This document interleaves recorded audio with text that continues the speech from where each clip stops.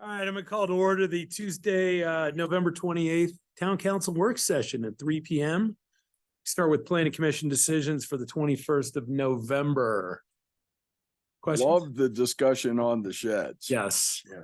It's always an exciting one. Look forward to seeing that. Woo! Sheds. Of course, Lee was there, so. He enjoyed that part. Legislative review. We have appropriation of the 2024 budget funds, second reading. Tracy. Because you weren't quite ready yet. Yeah. All right. Yeah, it's We all went right. Through the shed so fast. Yeah, good afternoon, Mayor and Council. I am here for the second reading of the appropriation of the 2024 adopted budget. This appropriation includes all expenses that are all classifications of personnel, materials, supplies, charges for services, capital debt services, grants and transfers in the total of $209.3 million. I'm here for questions. Thank you. Questions? Anyone? All right, it's on for second reading. Long-term lease for US Bank in the Breckenridge Professional Building, first reading. Rick? Oh, Scott. Oh, it's good training for Scott. No, he does. It is. You ready to bombard him? Fresh one. I've got some hard ones for him. Good. Good afternoon. Front of you today for review and first reading is the long-term lease for US Bank in the Breck Professional Building. Because it has a longer than 1 year lease timeframe, we bring it before you all for ordinance, and it does have two options to extend the lease for a period of 3 years each. So I'll be happy to answer any questions that you have. Thank you. Questions? Did I read that correct? We're like $30 a foot, I triple net. don't know. I think that's, pardon me? That, I'm not sure if that includes the triple net, the cams on top of that, or I don't think that includes the, that's just the base rent, Dick. I So believe. that's a gross rent? No, we do it. There's a triple net, but Okay. I'm not sure that he has the, triple net. Yeah, the minimum rent is, Taxes.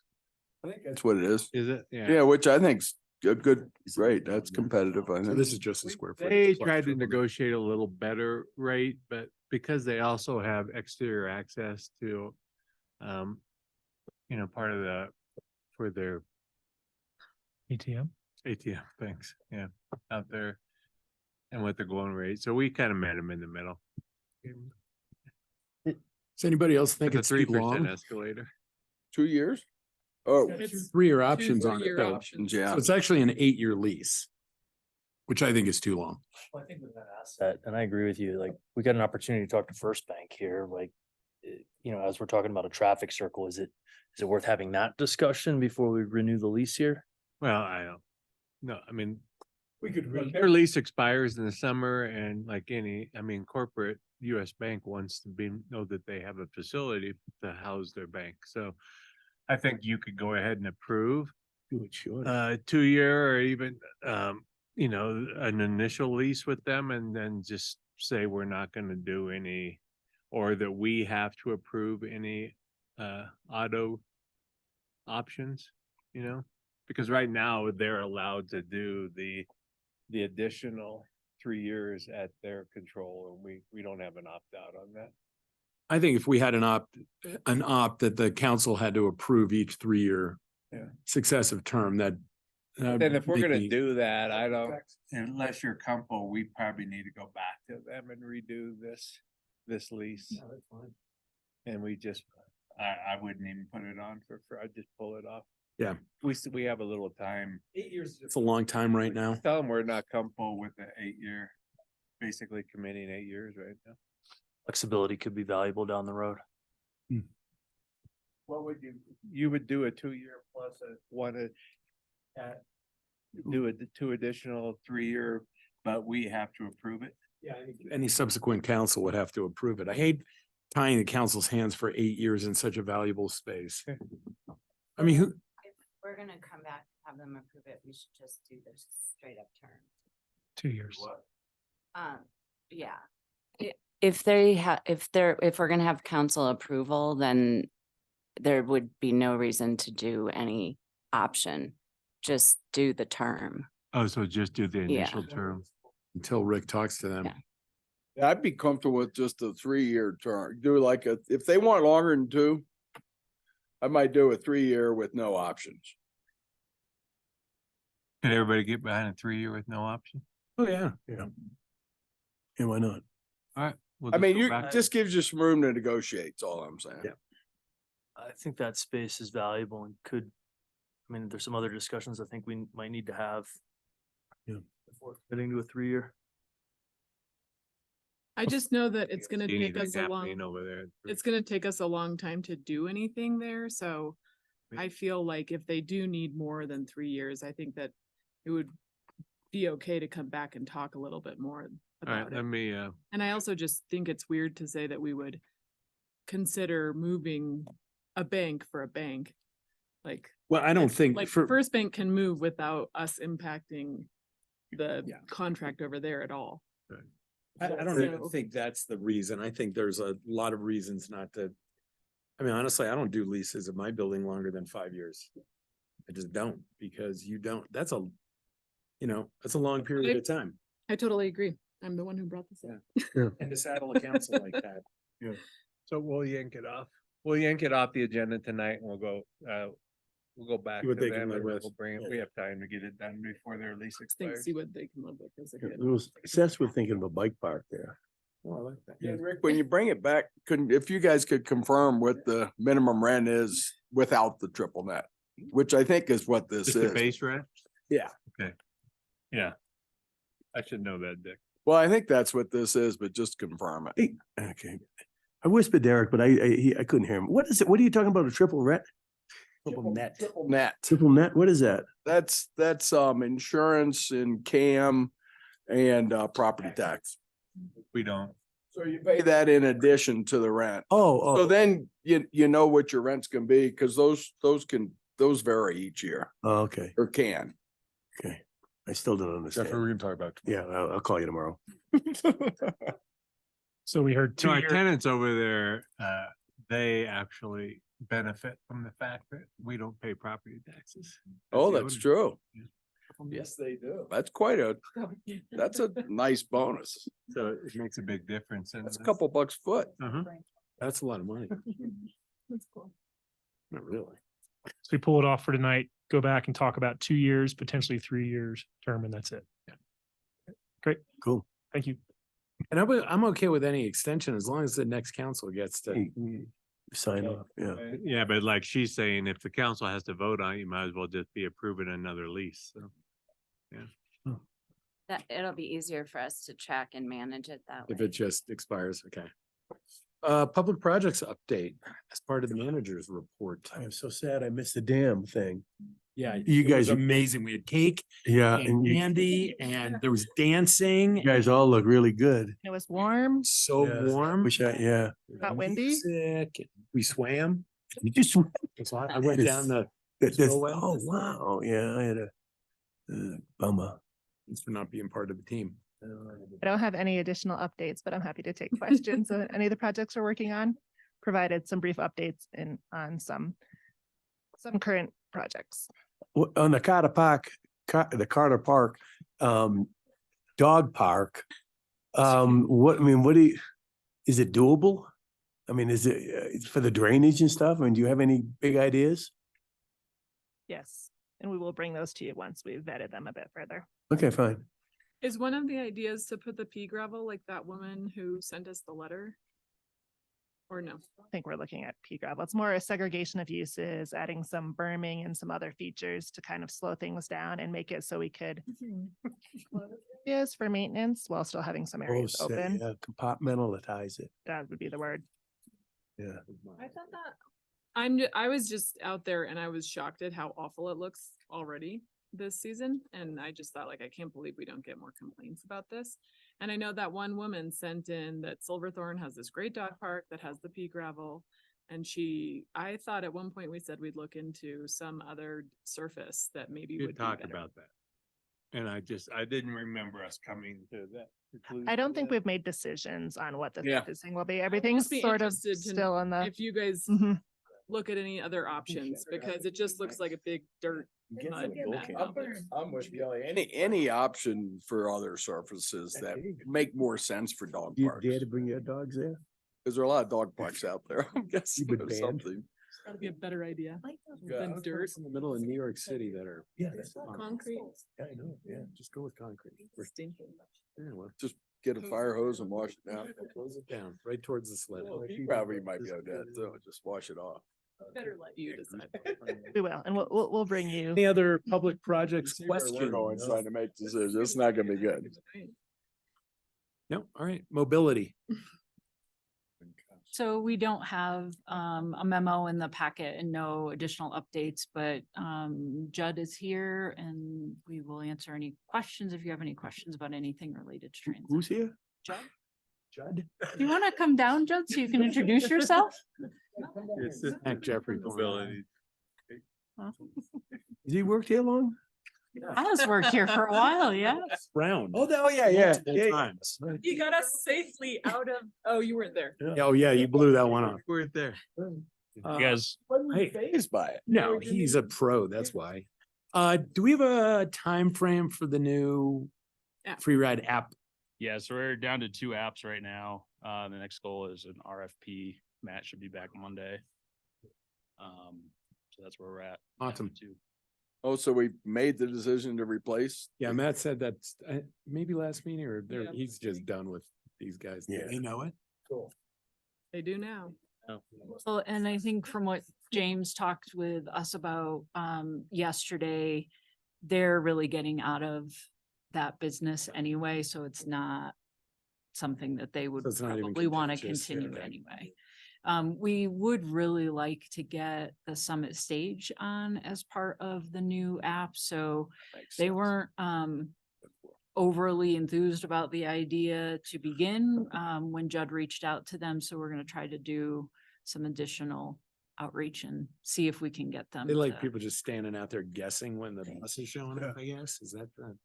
some free apps, but I think this, Cause they if only got. we could get 32 them million in on, reserves, So they can't. if we could get them on this app with us, it really would create a more seamless system. So we'll see what we can do with that. Awesome. Any other questions for Judd? No, nice to meet you. Yeah. Again, for the 100th time. Thanks, Judd. Yeah. Lee. You remember Jesse? You know, she's also a Frisco Town Council. I don't know if you knew that. but- I watch her online. Good afternoon, Mayor and Council. The big question I have for you tonight is related to the solar project at the tennis center. After we awarded a project proposal, the next step is to apply to Excel Energy for the interconnection agreement. And it was at that time that Excel had determined that the existing transformer at the tennis center was undersized for the proposed project. So after we got some cost information, we came back with option 1, which is the original proposal plus the transformer upgrade. And then option 2 in your packet is fully maximizing the roof space and the new transformer. You can see the price per watt, the return on the investment, and then the total project cost after our 30% solar direct payment rebate, which is a new program under the IRS that we are eligible to receive. So staff is recommending that we move forward with option 2 and maximize the roof space. And we wanted to get council's final decision before we move forward. Happy to answer questions on that. It's maximizing roof. Would we have like excess energy to split? No? Okay. No, so option 1 would get us about 60% of the electrical offset, and then maximizing our roof space only gets us still to 80%. Okay. It's still pretty good. though. It's pretty good. And the reason it's a manufactured like prefab building and it's an east to west orientation. So we can utilize the east facing Sure. and still get decent winter Right. solar gain, but the west, because of the shadow and the shorter days, doesn't make any sense. So How's everybody feel about option one versus option two? I'm in for two. Two? Two. Two.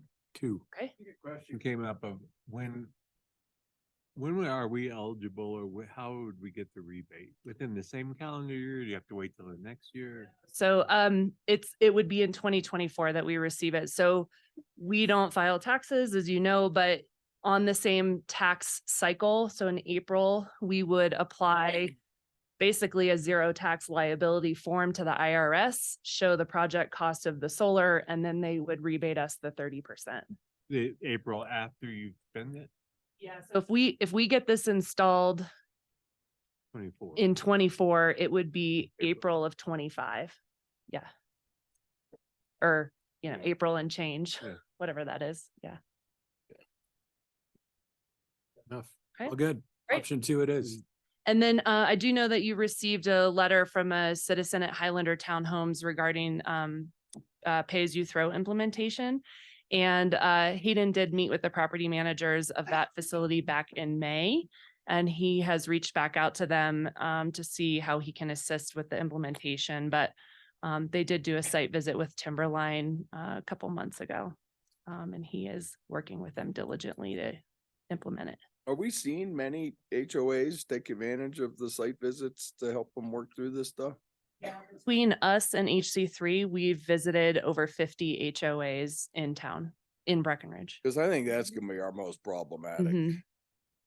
We're keeping a list of some of the most common concerns and related to parking, enclosure spaces, some other issues, and we're gonna try to condense all of that and come back to you guys with a recommendation. But we don't want to just do one-off recommendations to you. We want to have a full picture. Great. Good. Thank Thank you, Jesse. Housing and childcare? Do you know her? Oh, yeah.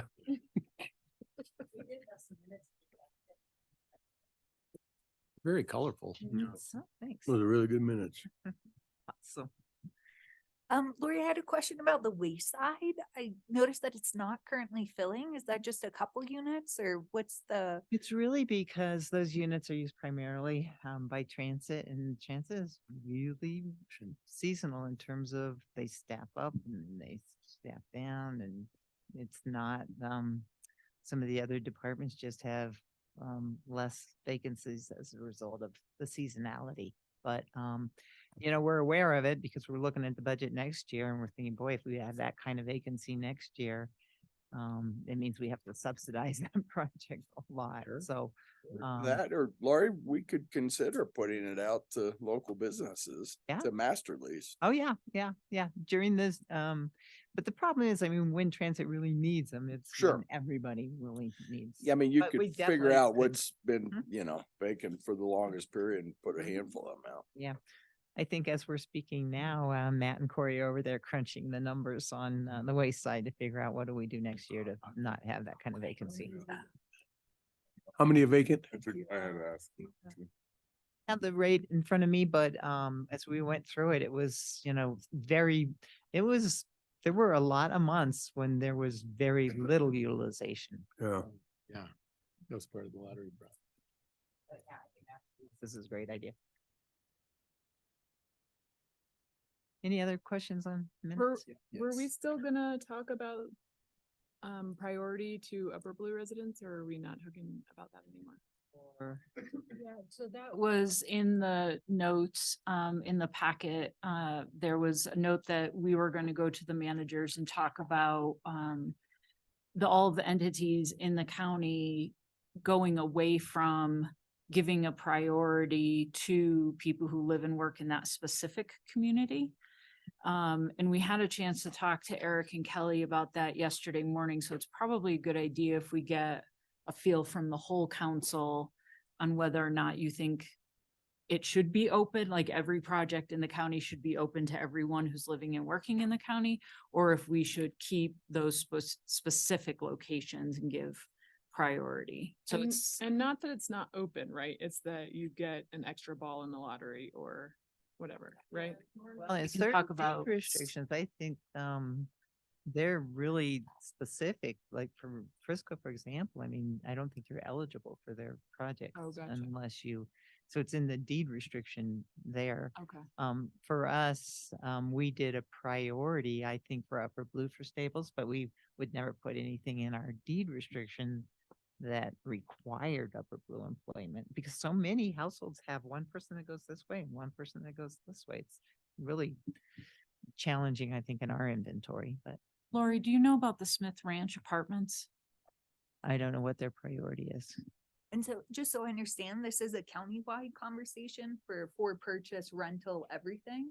Just potentially? We were going to bring it to the rest of the county. I don't think there's been any discussion yet. Unless you know. And I think it depends when we talk about the stables. I think we did that extra priority for Upper Blue because it also advances our transit walkability goals. And I think that's the whole point. Yeah. I mean, I think you want people, I mean, one of the things we always talk about is having people live near where they work. And now you're gonna make it available to live in Silverthorne but drive here. That's really defeats one of the main goals of the outside of housing people, but of getting people to live on bus line, Yeah. you know, walkable. wasn't Just open aware it of up to everybody. I'm not in favor of. Yeah, I don't disagree with Eric in concept, but you know, hey, kind of depending on for rent or for sale. If we're talking about for sale, because we're talking about stables, people's lives change a lot. I mean, they could get a job in Silverthorne. Are we gonna make them sell? No, you I know, wouldn't No, put it we're in the talking deed about- restriction. yeah, so I'd it's- just do it as a priority for you know. For the initial Sure. sale. Yeah, Yeah, and I wouldn't do that. I think that's too onerous. Okay. Yeah. the deed I restrictions. just, you know, I think with Lori's lead historically, you know, we've always tried to rise above. You know, I think if we had all of our housing in Summit County, have it be mobile, you know, so it was just one big pool, it would really benefit us all. I mean, you know, I mean, historically, we've had a lot of employees from Silverthorne over the years. And, you know, once it becomes really proprietary, then, I'm not sure it helps everyone personally. That's my feeling. Does it That's help how us? We've always done it. We've always done, I mean, everything we do, I thought was Upper Blue first. Yeah. I thought- In terms of priority in a lottery in a for sale, Mhm. probably, because probably Yeah, Blue but for 52, rent, probably we've always Stables, but Done yeah, Summit for County. rent, we have not necessarily done a priority for Upper Blue and nothing in our deed restriction. That, really, I'm except okay for a with the few. deed Yeah. restriction. It's really the priority piece For sale and for rental? for both. I mean, I hear what Dick's saying, but I don't, you know, I think priority should be given to Upper Blue. Well, if everybody else is doing that, I totally agree with you, I but mean, Frisco's already doing it on their deed restriction. There's a couple layers here, right? So one of them is you got some deed restrictions that say, hey, look, it's gotta be somebody that lives in Frisco. And then some of them, there's like a tiered one where like in Silverthorne on Smith Ranch, for example, on the resales, there's a lottery, and I believe it's for Peak One in Frisco as well, where it's open to Frisco folks first. And then if there's nobody for that, then it's countywide. And I think that, you know, you bring up a good point, right? It's like from some of our goals and like the amount of driving people are doing, it certainly can impact that. And then the other challenge, I think, is disparate investment from different communities. You know, if Yeah. Breck has enough housing, you know, we're certainly investing a ton. And I like the idea of being open, but I also like making sure that our government and our businesses have workers because they have housing. I think the discussion in housing, which is where I still am, but it sounds like the answer is on the wall, but we wanted to really have staff determine exactly what everyone's doing first before we made a decision. So we're not making a decision on anecdotal information, that we really understand kind of, if everyone else is doing it, I'm absolutely with you, we should be doing it too. But if it's really just a splattering, then that might be a different discussion. I mean, I agree with Todd. I mean, the whole, I think the purpose of doing this is to you know, kind of spruce up the workforce for our in-town businesses and having them closer to their job and whatever. Yeah, I kind of agree, I guess with Eric and Todd on that. make it a priority of the Upper Blue. I mean, in the end, we have not been happy that the Scuria built Wintergreen and and that's their housing and they use that as housing for here.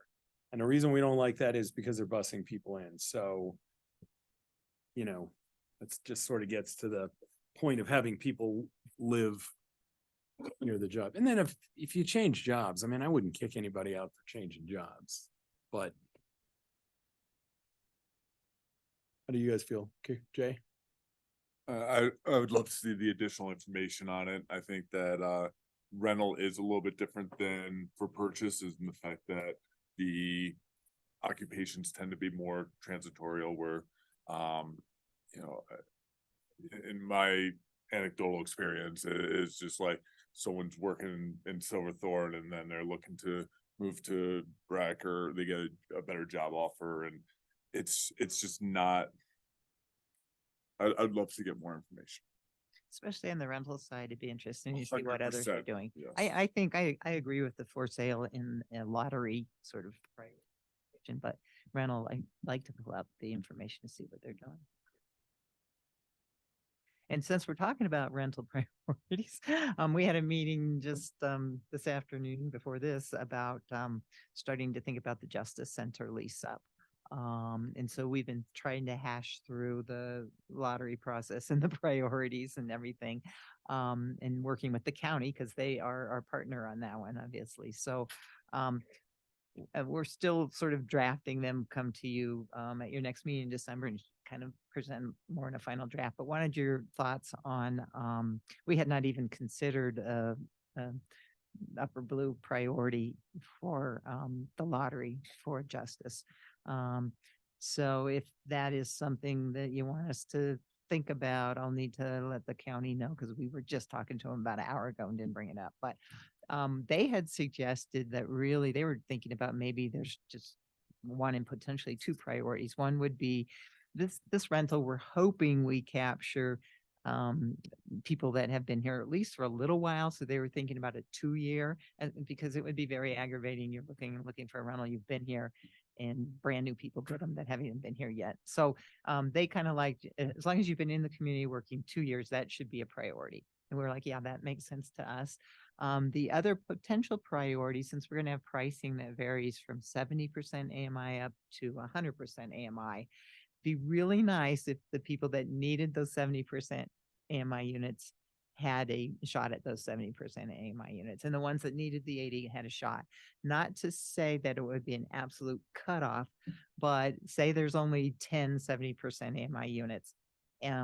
What the county would like us to at least figure out if we can do is if we have 10 households that are in that 70% AMI, we have a lottery just between them to get those units. And then if there are more people and we can't fill the units with the AMI cap, then we go to higher income. So it'd be somehow trying to match the income of the household with the rental rate, especially on the 70 and 80s.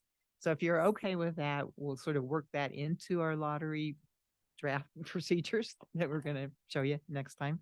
And by the way, we'll probably be having the lottery sometime mid-January. So we're really starting to get into some of the meaty issues with. You can do the balls again? Yeah, we'll do something that we pull out of a hat. Right. Yes. How many units again?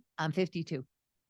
Jay? Would it be possible to provide a little flexibility, like maybe a 10-point flexibility on the AMI? Yeah, I just remember when we were doing Alta Verde one that there were people that are falling just outside, and I know there'll always be someone falling just outside, but if on the 70%, we allow up to 80, on the 80% left to 90, Yeah. and so on. I think I'd feel more comfortable with having people that are so in need, but just fall slightly outside that range. Yeah, absolutely. I think a buffer makes sense. And in this case, it's not a solid cap. It's not like you just can't get it because you make $100 too much. It's like you're not in the first priority lottery, but I still think it makes sense to have a cap so you don't just miss a cap by $100. Yeah, I would love to have a buffer there. Thank you so much. Yeah. So generally okay with that? Okay, I think that was it, unless there were other questions on the committee notes.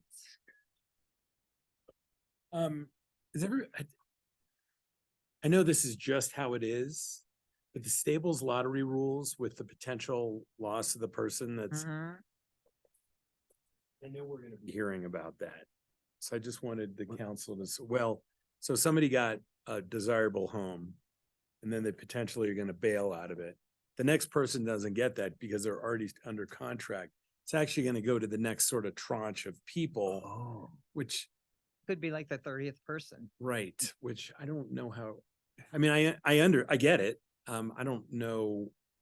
But I know this is something that we're gonna hear about how unfair that was that happened.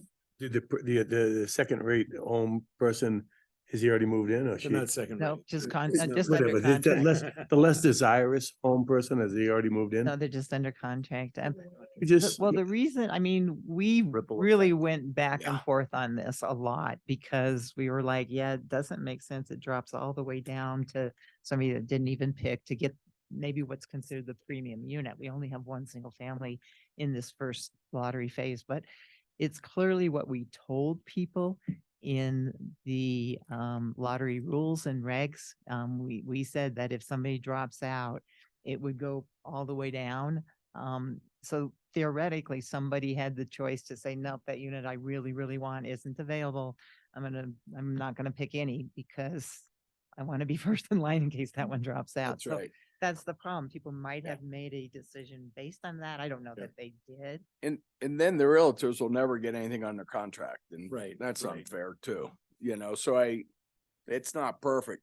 It's definitely, not- I think actually for the second phase, we might really think, is there a way where we could do it and then put it out? But that's the way that phase is going to be run. But for this phase, because we told people, Remind us how many people even had a ball in the lottery? well, I think there was 199 balls in the lottery.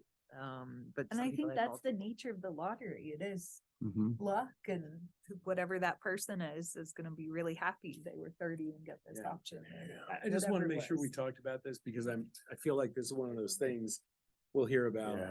Yeah.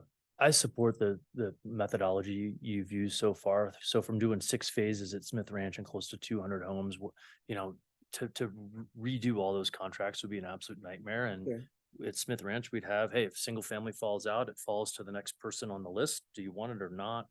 The extra layer that we did at Smith Ranch is we said, if you passed, you didn't get a second bite of the apple. Yeah, I think we're just ever so slightly different from Smith Ranch because Yeah. we only had one single family. And I think it's a unique Yeah. and, And a lot of demand. as opposed to more diversity in Smith Ranch. So, I don't know that anybody, if they were numbered 3 or 4 or 5 and really wanted that single, would say, I'm just gonna wait to the second one. I hope I get high. They probably would have picked their second choice. But the rules were spelled out. Government's tough. and- Yeah, Just to stick to your rules I think we there. gotta stick to the rules. I mean, Yeah. we could think about, since we have so few of those premium units in the phase 2 lottery, maybe we do spell it out differently because we wouldn't have to rechange everybody's purchase. We would only allow this sort of up if you're changing into that one Yeah, single yeah. family, because What if you put all the single families in their own lottery? be interesting. I'll have to talk to Suzanne and see if she thinks that. Yeah, I mean, it might be the best way It to is an go. Interesting thought. And if you don't get a single family, you could put in for the Oh. next lottery too, but they're completely Uh-huh. separate maybe. But let me don't think, know. let me Think about talk it. with the development team and see. I mean, maybe you do 2 focused lotteries like that. Yeah. For the low AMI, Oh, yeah. have its own. Yeah. And then single families have its own. Yeah, yeah. And really vet the single family people, Mhm. make sure they actually can qualify for a loan. Well, I don't, nobody knew, what rates we're gonna do and, rates continuing to go up makes it more challenging for anybody to get to that price point. So we shall see. There's no certainty at all that number 1's dropping out. It's just, so Right. if that were to happen, how would we handle it? Right. So, and we're gonna push our second lottery till it's a little bit closer. This one had to be so far in advance of delivery of the units just because of the developer's loan needed to show pre-sales. So On the next letter, we'll be able to push it a little bit further, so it's not as far away before delivery. Or if you do it this early and then you get that single family, you assign numbers. Yeah. And then you get the number one, whatever single family under contract before you Yeah. let the rest of them choose. The challenge is 30 to 40% of can't- the deals fall out because the timeline is a year to a year and a Yeah. half before it's, and life happens, interest rates, like, it's just a long It's a time. long It's, time. you're Would you gonna say lose. the data was 30%? Yeah, we'd lose like 30% every phase. Life like, just happens. Rates are they high? Very. What are interest rates right now? 7-ish. It came down a little bit. Yeah. It's only high compared to the last Yeah, couple of years. right. Go back to the, Yeah. go back when they were 13%, they're not high. 15. My dad bought his first restaurant at 18. That was about my first house. Yeah. All right, anything else for Lori? All right, thank you very much, Lori. Committee reports, we had, social equity, update your, here we go again, update your password. There's something going on with Granicus. It's just that social. It's equity just a thing. social equity thing. Yeah.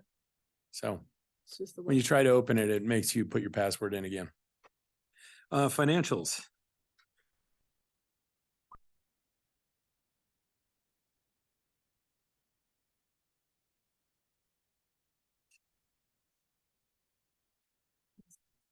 Something that Carol doesn't want us to see since it's social equity. We did see it the first time we It's opened top it. secret. You don't have a clearance. I'm sorry. Hi. Good afternoon, Mayor and Council. So in your packet, you had financials that cover the 10 months of 2023. October is largely reflective of September sales tax collections. Overall, we're approximately 3.5 over year-to-date budget. Sales tax is ahead 1 million from 2022. Accommodations tax is flat, and real estate transfers tax is behind 800,000. For September year-to-date, net taxable sales is flat for 2023 in comparison with 2022, and ahead by 38% in comparison with September year-to-date 2019. Just for the month of September, it came behind by 2% for all of our industries. For real estate transfer tax, year-to-date, we're behind 12%. For the month of October, we're behind by 24% in comparison with 2022. As far as our in-town versus out-of-town sales, in-town is behind 3.5 in comparison with 22, and out-of-town is behind by 6.6 in comparison with 22. As always, I added the report from the BTO, which gives us like a preview of October for accommodations. And we are behind by 1,300 rooms, and rate was behind by $12. As far as our revenue and expenditure summary, revenues are ahead by 14.1 in comparison with budget, and expenditures are behind by 11.3. I'm here to take any questions. Yeah, on the tax due by industry year to date, Just what we budgeted. that include, what percentage of that is delinquent taxes and what percentage is just what's in the current period that's due? I'm on what page?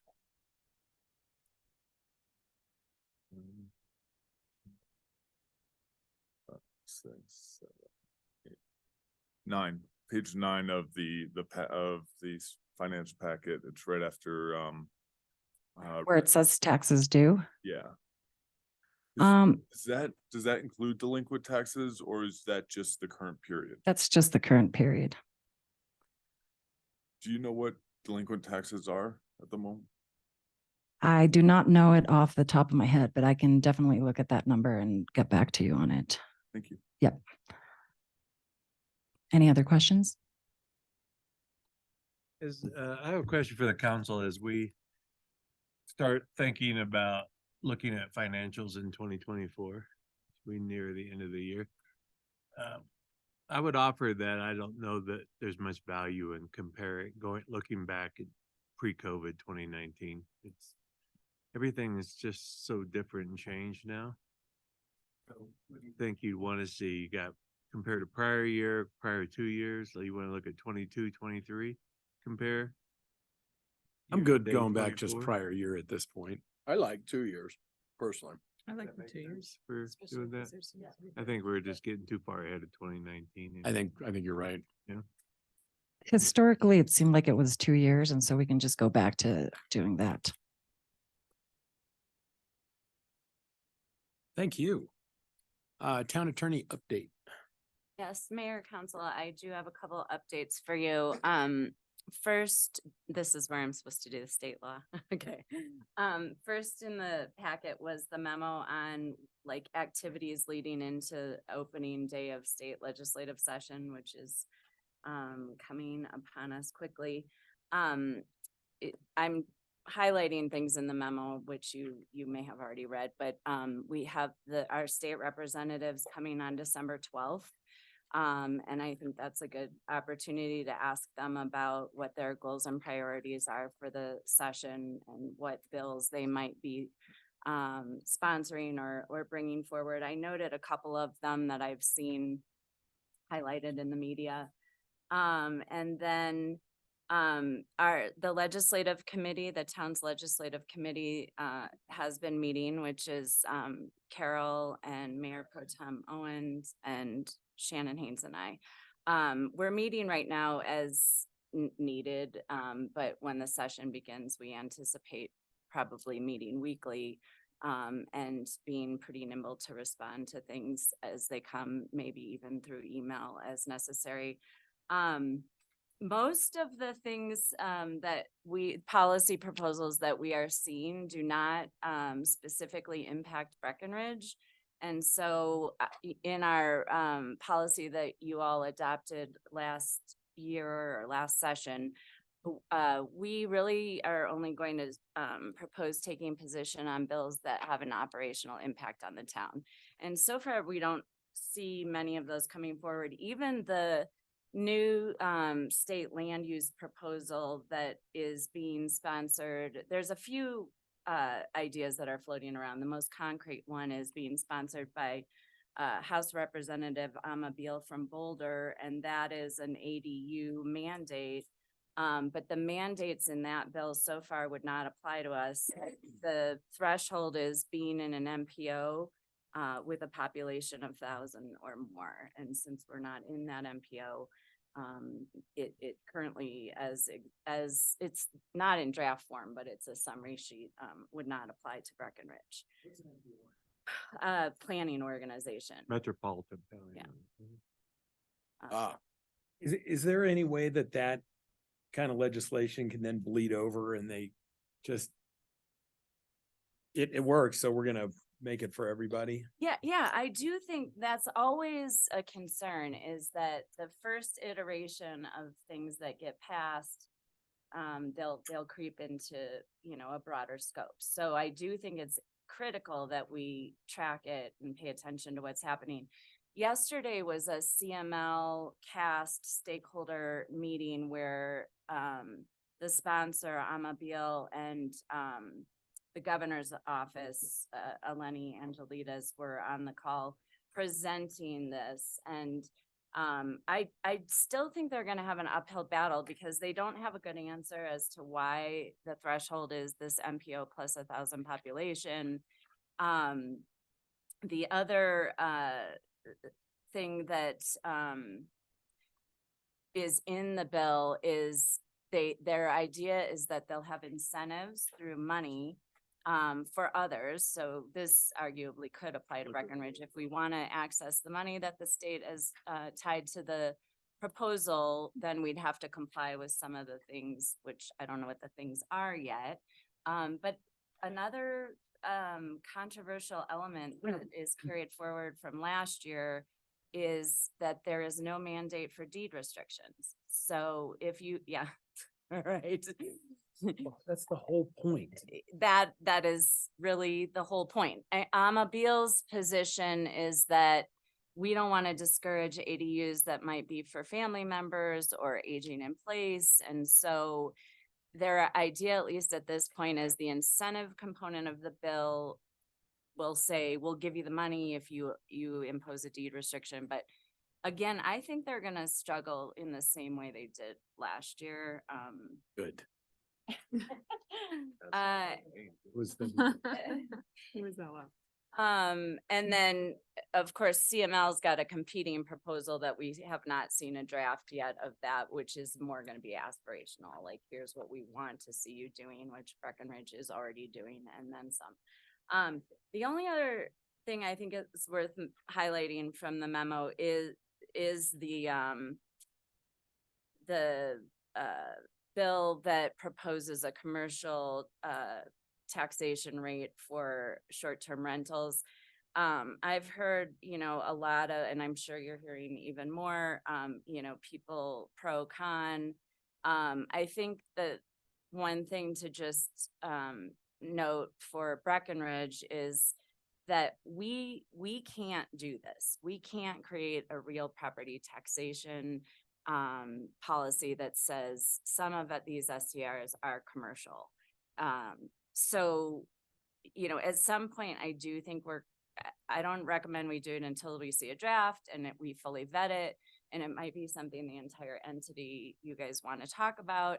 But staying silent is going to be possibly interpreted as, we're okay with it or not. So I do think down the road, when we see a draft, we really will want to dig into that. And I Boy, think, that's a hot one.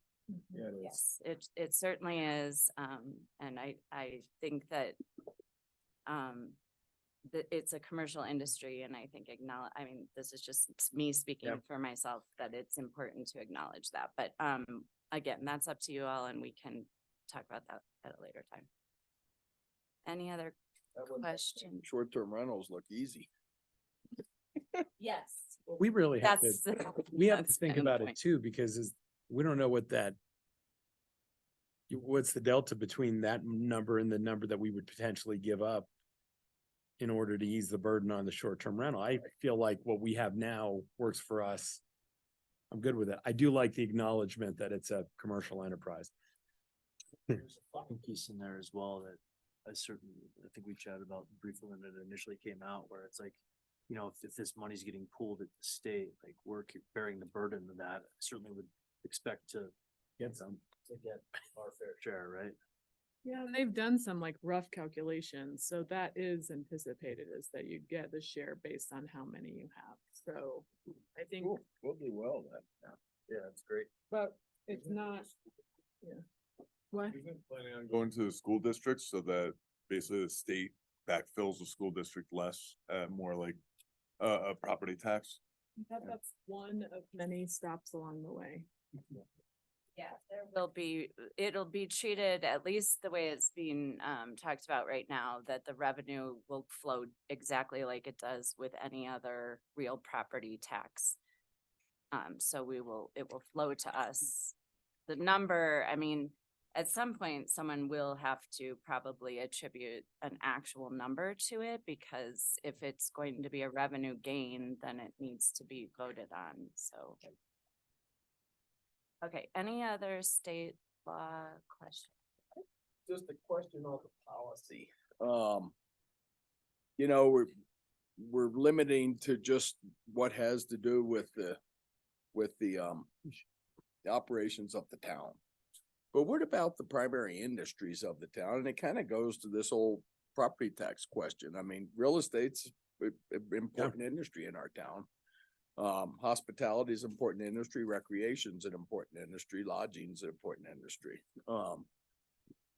Wouldn't it make sense for us to kind of keep an eye on those bills as well? I know we're encompassing a much broader scope now, but So I don't see any reason why you can't keep an eye on things and send them our way, but like, if you're talking from a purely lobbying perspective, Breckenridge, I believe, and you'll see this in other jurisdictions, we want to be not diluting our voice in every conversation. And Yeah. if you're industry specific, I think you're gonna have a greater maybe divide even on this body. So to me, we want to do what we know as experts, what is in our operations. So I don't think there's any issue with you sending on to the policy committee things that maybe are, you know, separate and apart from municipal operations, but we want to be real cautious about wading into areas that we aren't truly experts in this capacity, even though you have that expertise externally. I mean, it's just for an awareness. I mean, I Yeah. think we want to be really careful weighing in on the property tax issue. You know, for the same reason, but I want to have a full-on discussion with the whole council before we wade into that one to begin with. I mean, that needs some serious vetting by us before we make any kind of stand. Well, we're gonna bring Honest. Rick back as a professional lobbyist. Expert. I think, yeah, we could have some special meetings that Rick Meredith. oversees that Yeah. that we invite all the community. So. Oh, I like that. Do it from the desert on Zoom. All right, any other questions? So Yeah. I have one additional issue to raise with you. So we have been talking about charter amendments. I think there is a lot of room to improve our charter, but we pulled out the ones that we thought we could truly accomplish without. I mean, if you want to get into substantive charter changes, that's where you probably do want some, you know, lobbying and strategy around it because it can impact all of your elections. So we have been, I've been talking with Shannon about, Shannon and Rick about three that we think, you know, probably aren't controversial and that are pretty easy drafting changes. And those have to do with boards and commissions. There's a requirement that you appoint to boards and commissions members that are electors and residents of the town of Breckenridge. And because we've struggled some from time to time getting a strong pool of candidates or a lot of candidates for certain boards and commissions, we are proposing that we delete that requirement and then probably set forth some criteria in the code around that. And these are still a work in progress. The reason I'm bringing these up right now is that we're trying to pretty quickly put them on for first reading in December in order to get them finalized and ready for the ballot in April. The other one is gender neutral terminology throughout the charter and the code. This is one that, you know, does deserve a little bit more thought because we do have a provision in the charter already that talks about not requiring feminine and masculine. And so arguably we could fix it through code, but a clean way to just, the town attorney has to be a he, the town manager has to be a he. They're like some of the most obvious references, but Worked up till now. councilmen, not councilwomen. So those are, that's the second one.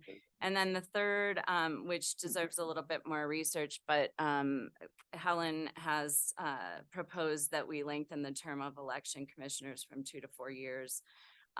So those I have drafts going and we will bring possibly December 12th. Go ahead. Just let me clarify and correct me if I'm wrong, but so on the boards and commissions, there's in the charter, there's a section 9.5, which is the right to establish, and that's for advisory boards and certain other boards. It doesn't change liquor authority, planning commission, and open space because those are under separate.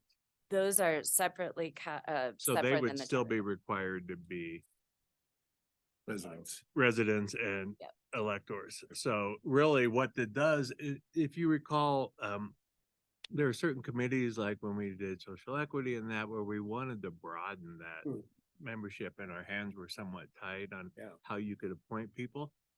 So we can just, here's where I'll ask your input. We could just, you know, move to delete that where they're required to be residents, or would you want them maybe to be residents of the Upper Blue? Could we do that? Yeah, that one I went away from and we can talk more about it, Okay, just you wouldn't propose defining it. that, but Okay, all right. but we could put that into a companion ordinance. Okay. Whatever's, I like that, Rick, but if it makes more sense, put it in as a companion ordinance, I'm all for that. Yeah, especially if we're modifying the charter, like that's a pretty big deal, so might as well give ourselves flexibility and then go that I'm a route. little nervous about the way it reads, if people will vote, because I think they're gonna think that it's broadly across everything, even council to a certain extent. Because, the way the question would read, basically to remove the residency and elected requirement for membership on boards and commissions. Hmm. So. On boards and commissions. I mean, Maybe we can specify certain boards. We can and find commissions. ways to clarify. make Those it- are initial drafts that I'm. Oh, I know, I'm just wanting to Okay. make sure that Yeah. those are, yeah. But are you guys good with that part? Yeah, I think the gender neutral is really important, but I think it could be polarized. We could get some angst on that if it goes to the ballot. So if we can do it by code, I'd prefer to do that by code. Okay, so one thing on timeline, Shannon, you and I didn't get a chance to touch base. Do we have opportunity for a work session? So we don't. So that's the part of the reason why we wanted to bring this up with you today is in order to have the ordinance in effect before we send out the UOCAVA ballots, we have to do the first reading on the 12th because we don't have the second meeting in December. So it doesn't allow us an opportunity for a more in-depth council work session discussion. I mean, you'll have the We work, the could have one normal on the 12th. legislative work session Yeah. discussion. But I mean, I think we do need to have a conversation about, I think it's worth them having some strategy around like what is the, voter sensitivity to the issues, but. So, I mean, we'll have our normal work session on the 12th. We can discuss those things then.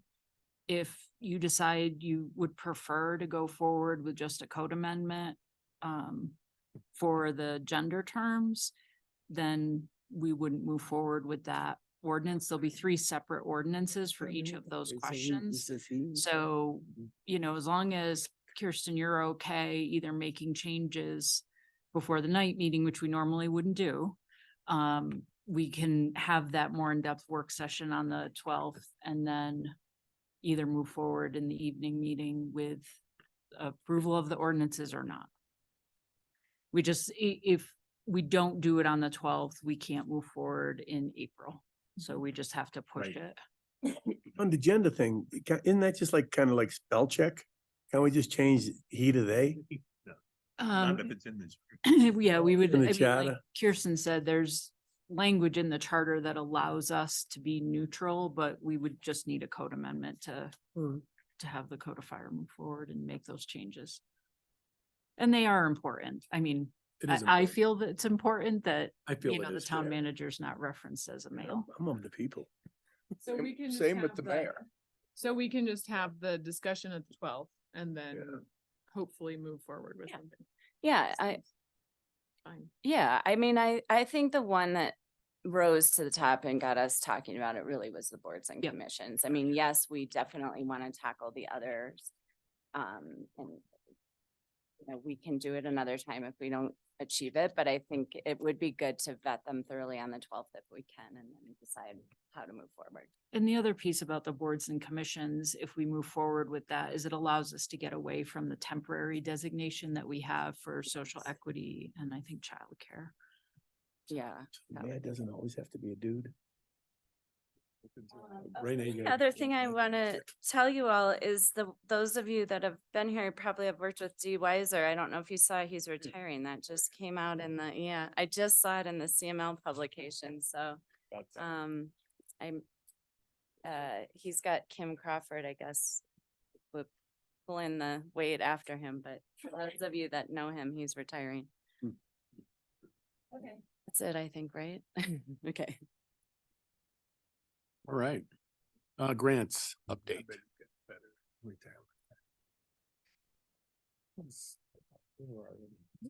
Good afternoon, Mayor and Council. Hello. So I just want to highlight, so I have a highlight and then an additional piece that's not in your memo that I'm actually going to let Shannon handle. He's gonna do like a hot potato. So the first piece I want to highlight from your memo is just that I'm working with Shannon to develop a grants committee. This will allow us to have representation from people across departments so we can apply more strategically and more proactively instead of reactively to grant funding. And we can work together to prioritize projects and make sure the projects align with the different grant timelines. So that's the highlight, and I'm happy to take any questions about that before I toss the hot potato to Shannon. The grant committee will be staff. Okay. Yes. Are Yep. you trying to get on it? No. Different kind of grant committee. Yeah, yeah. You've been busy. A little bit. Yeah. Okay, hot potato away. So, I know in the past, you recall, we brought to you a opportunity for us to partner and help out FERC with a grant application that didn't end up getting funded. They reached out to us last week and asked if we would assist them again with some potential grant funding for the Soul Center. And I think they maybe were here a bit ago. And you know that they are short on their funds for the Soul Center. It's come in more expensive than was anticipated, which is not a huge surprise. The difference with this ask is that the funding that's currently available is not, we can't apply for it on their behalf. In the past, that other grant, we were able to apply for it, knowing that we would be in partnership with them. In this case, they've asked us to apply for some funding where we would be the applicant, and we would essentially own the infrastructure or the materials. So in this case, it's a funding opportunity for solar, for sustainability, for climate initiatives. And it would be for the solar and potentially some other sustainable materials for that building. We can do a lease back, which we would, I think, want to do. Staff would recommend that if we applied for it and we were granted the funds, we would work with the contractor and we would be responsible for paying the contractor and administering the grant. But we would then lease back the equipment, the panels, everything that was associated with that to FERC, and it would be their responsibility during the 10 years we're required to own it, for them to maintain it, replace things if that came to it. If there was, say, a leak in the roof because of the solar panel installation, they would be responsible for that. So we would essentially be taking on the grant application. They're writing it, but Aubrey's going to initially or have to be the one to submit it. The contracting and the administration of the grant, but everything else we would require FERC to be responsible for. It's a really tight timeline. Again, they came to us last week. The grant is due this Friday. And through a lot of conversation, we had a great discussion today, Aubrey and Jesse Burley with Peter Joyce, about what it is that they're trying to do. And as we all know, Jesse is an amazing resource. So there are actually other funding opportunities out there that might be more helpful to the FERC than this opportunity.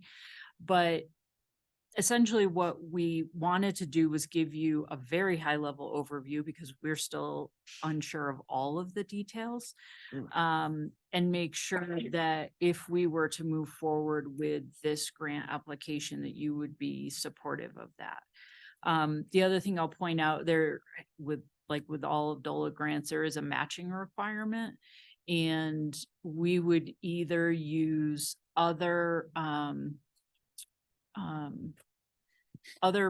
pieces of the project to make that match, Or FERC would essentially give us back the money, the $500,000 or some portion of that the council has already provided to them, and then we would use that money for the match. So we would make sure there was no money coming out of the town to make the match. It could be up to $500,000. I think we're only asking, the project is not that I expensive. think we're asking for about 189,000. So it's half of that. roughly. So we're not, super worried about that, but there are some other funding opportunities that could get them far more than that.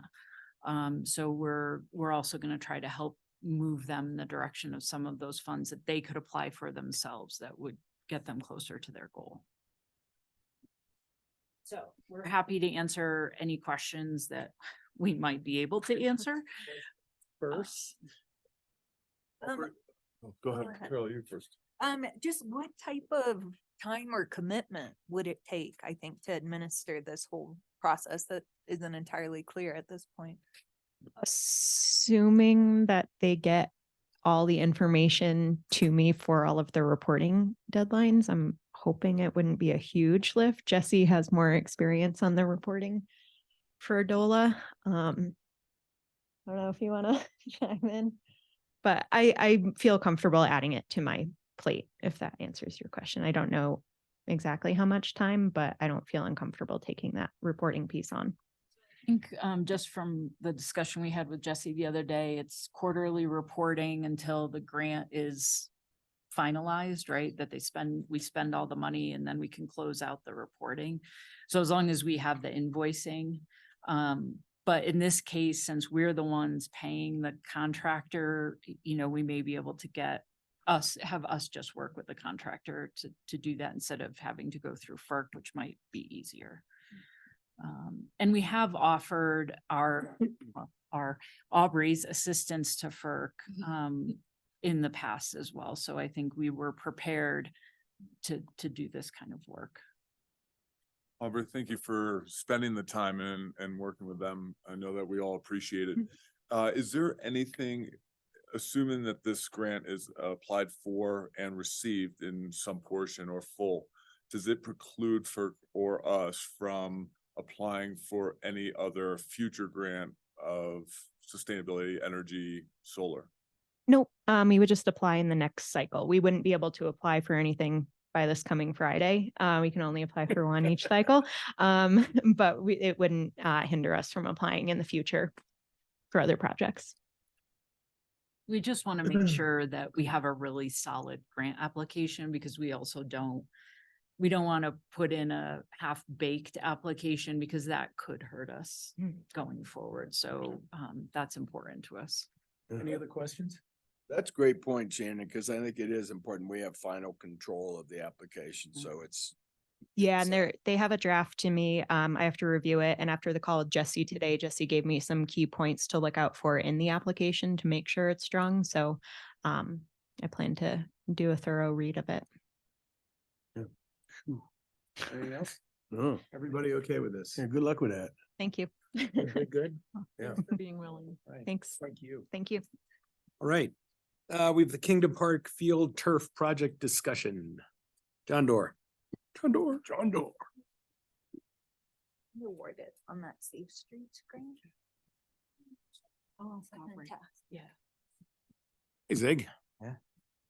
Brought back up, so don't worry about it, Good afternoon, everyone. Yeah, good afternoon, Mr. Mayor and fellow Yes. council members. You have the memo in front of you on the Kingdom Park Ball Fields improvement discussion. I just wanted to go over a few highlights and a few additions that have taken place since this memo was first put together.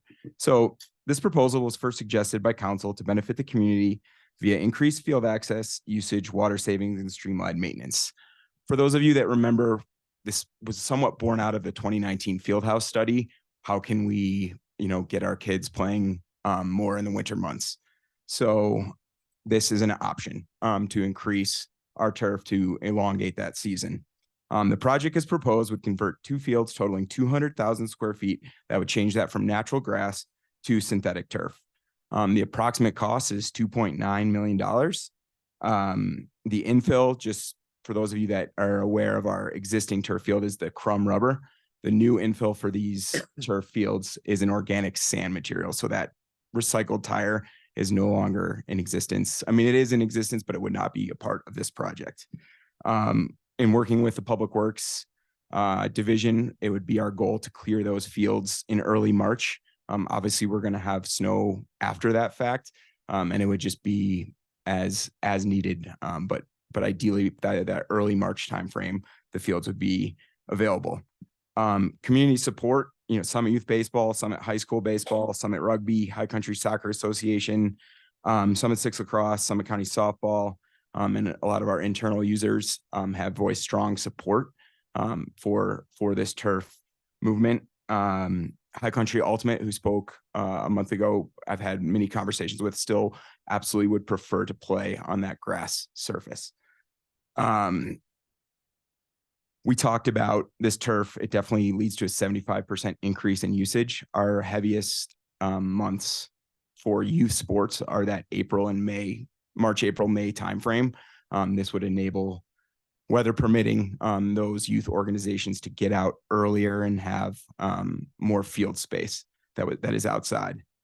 From a water standpoint, 800,000 gallons is the approximate average that has been spent watering both of those fields the last 2 years out there.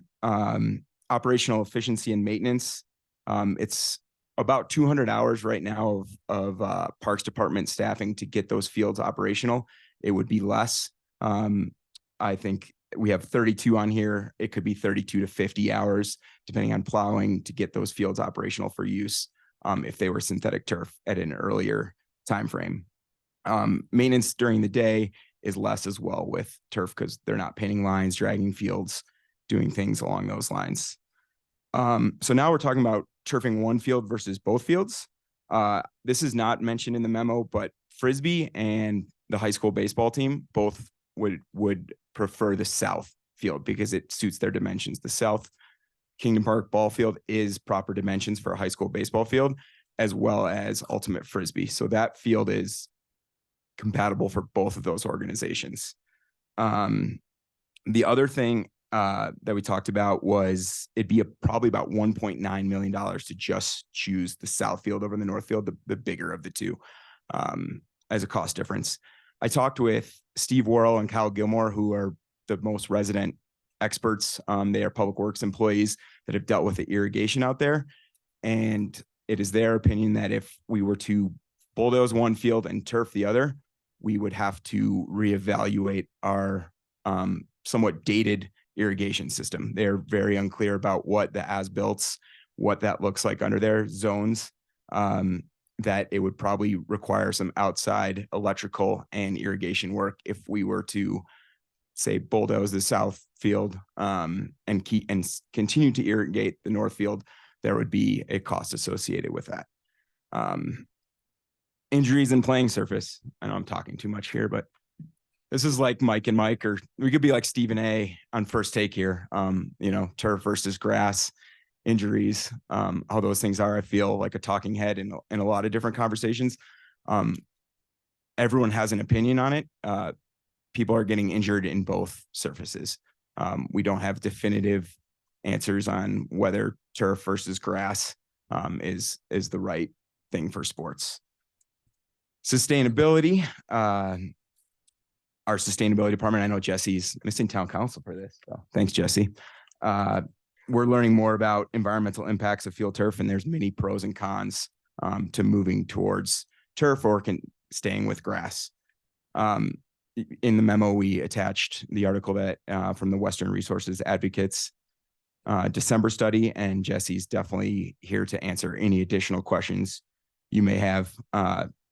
We appreciate your careful consideration of this recommendation and are open to any further discussion or clarification. Anything I missed, boss? No. All right. Great job. Thanks. Looks. Just for the good looks, yeah. Yeah. Hey, have you guys reached out to other towns to contribute to this thing? We have not. No? That's not gonna happen. That's not gonna happen. That's free, but No, it's worth saying though. did we, on the turf field at the high school, that, they play rugby and football on, weren't we were a major participant on that as well? We're a participant. We're We're not the. I think we Okay. did 100 grand. Yeah, that was Great. privately funded. I mean, I think Mark Burke was very instrumental in Yeah. fundraising for that. Okay. Yeah, okay. Possible to do like a site plan of that site? I know we've talked about like maybe redoing the buildings in the middle, and I keep thinking about, you know, is it possible to have like a full-size soccer pitch on there that a flex space where it's like, yeah, you can do 2 softball fields, you can do soccer, rugby, kind of lacrosse, and just maximize. We do a site plan to understand how do we maximize the best use of that space. So it's definitely our goal to, you know, every one of these organizations that I mentioned is a community partner in this, and we would have proper lines. So lacrosse and soccer are a great example.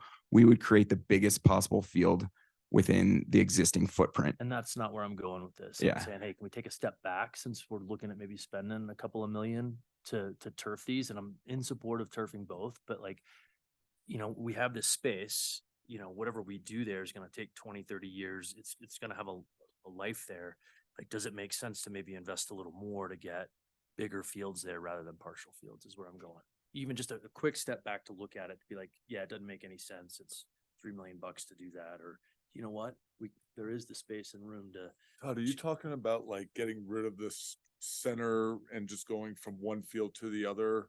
Possibly, yeah. Yeah, if you master plan it, you know, you own all that land that goes all the way over to the rec path and that, you have that old playground area and all that. So That's kind of the direction I'm going. you Like, hey, could almost, redesign even how where that centerpiece or what it is at a different location? Is it something else? I think that's what you're saying, right? yeah, do we look at this like 30,000 foot view? What's the best and highest use of that land for our community?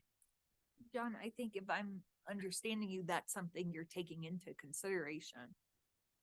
Absolutely, a cost would incur to master planning that. Yeah. I like that idea. Yeah, we can certainly, I mean, get a concept done by a landscape architecture or architect. I don't know how far, do you know how far our property goes to the south? Like from the fence? Well, we only go, because the county owns that I think other it's the land, but fence, we yeah. go just, remember, Mm-hmm. just to the south a little more there. Okay. Not much. No, we I don't think. go east, all the way to the river. All the way to the river. Yeah. Yeah. Through the berm. Would that be done without slowing us down? Master plan it, you mean? Be very tight, because That'd slow us down by we a were year. hoping I thought you guys. if we chose to do both fields, we were gonna break ground in April on the north field. Leave the south. field. Grant application in for the hardscape, for a remodel of the hardscape, because that was the piece of it that we pushed. So we have a application into GoCo for that. For the hardscape.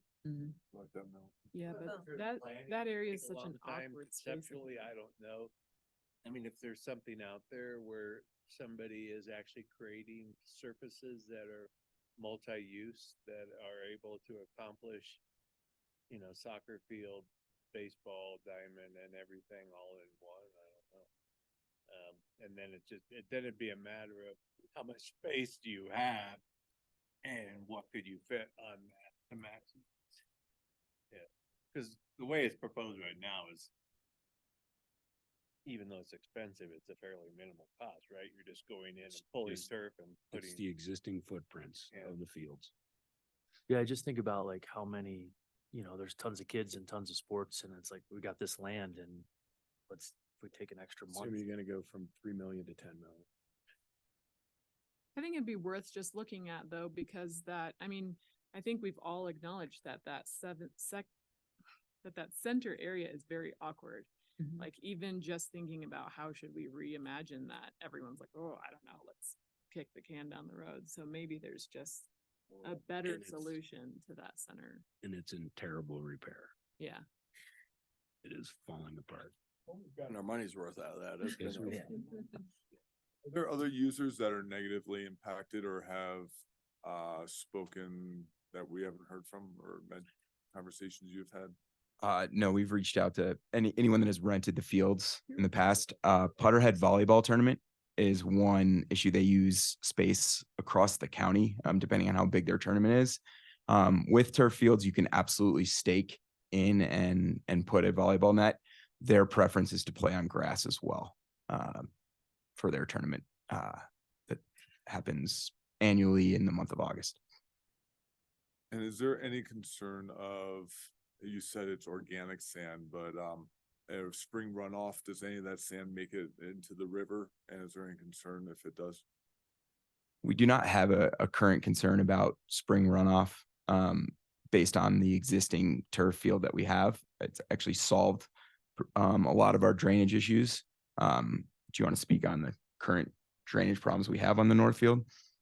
On the North Field, we have considerable drainage issues these last couple years with heavier rains.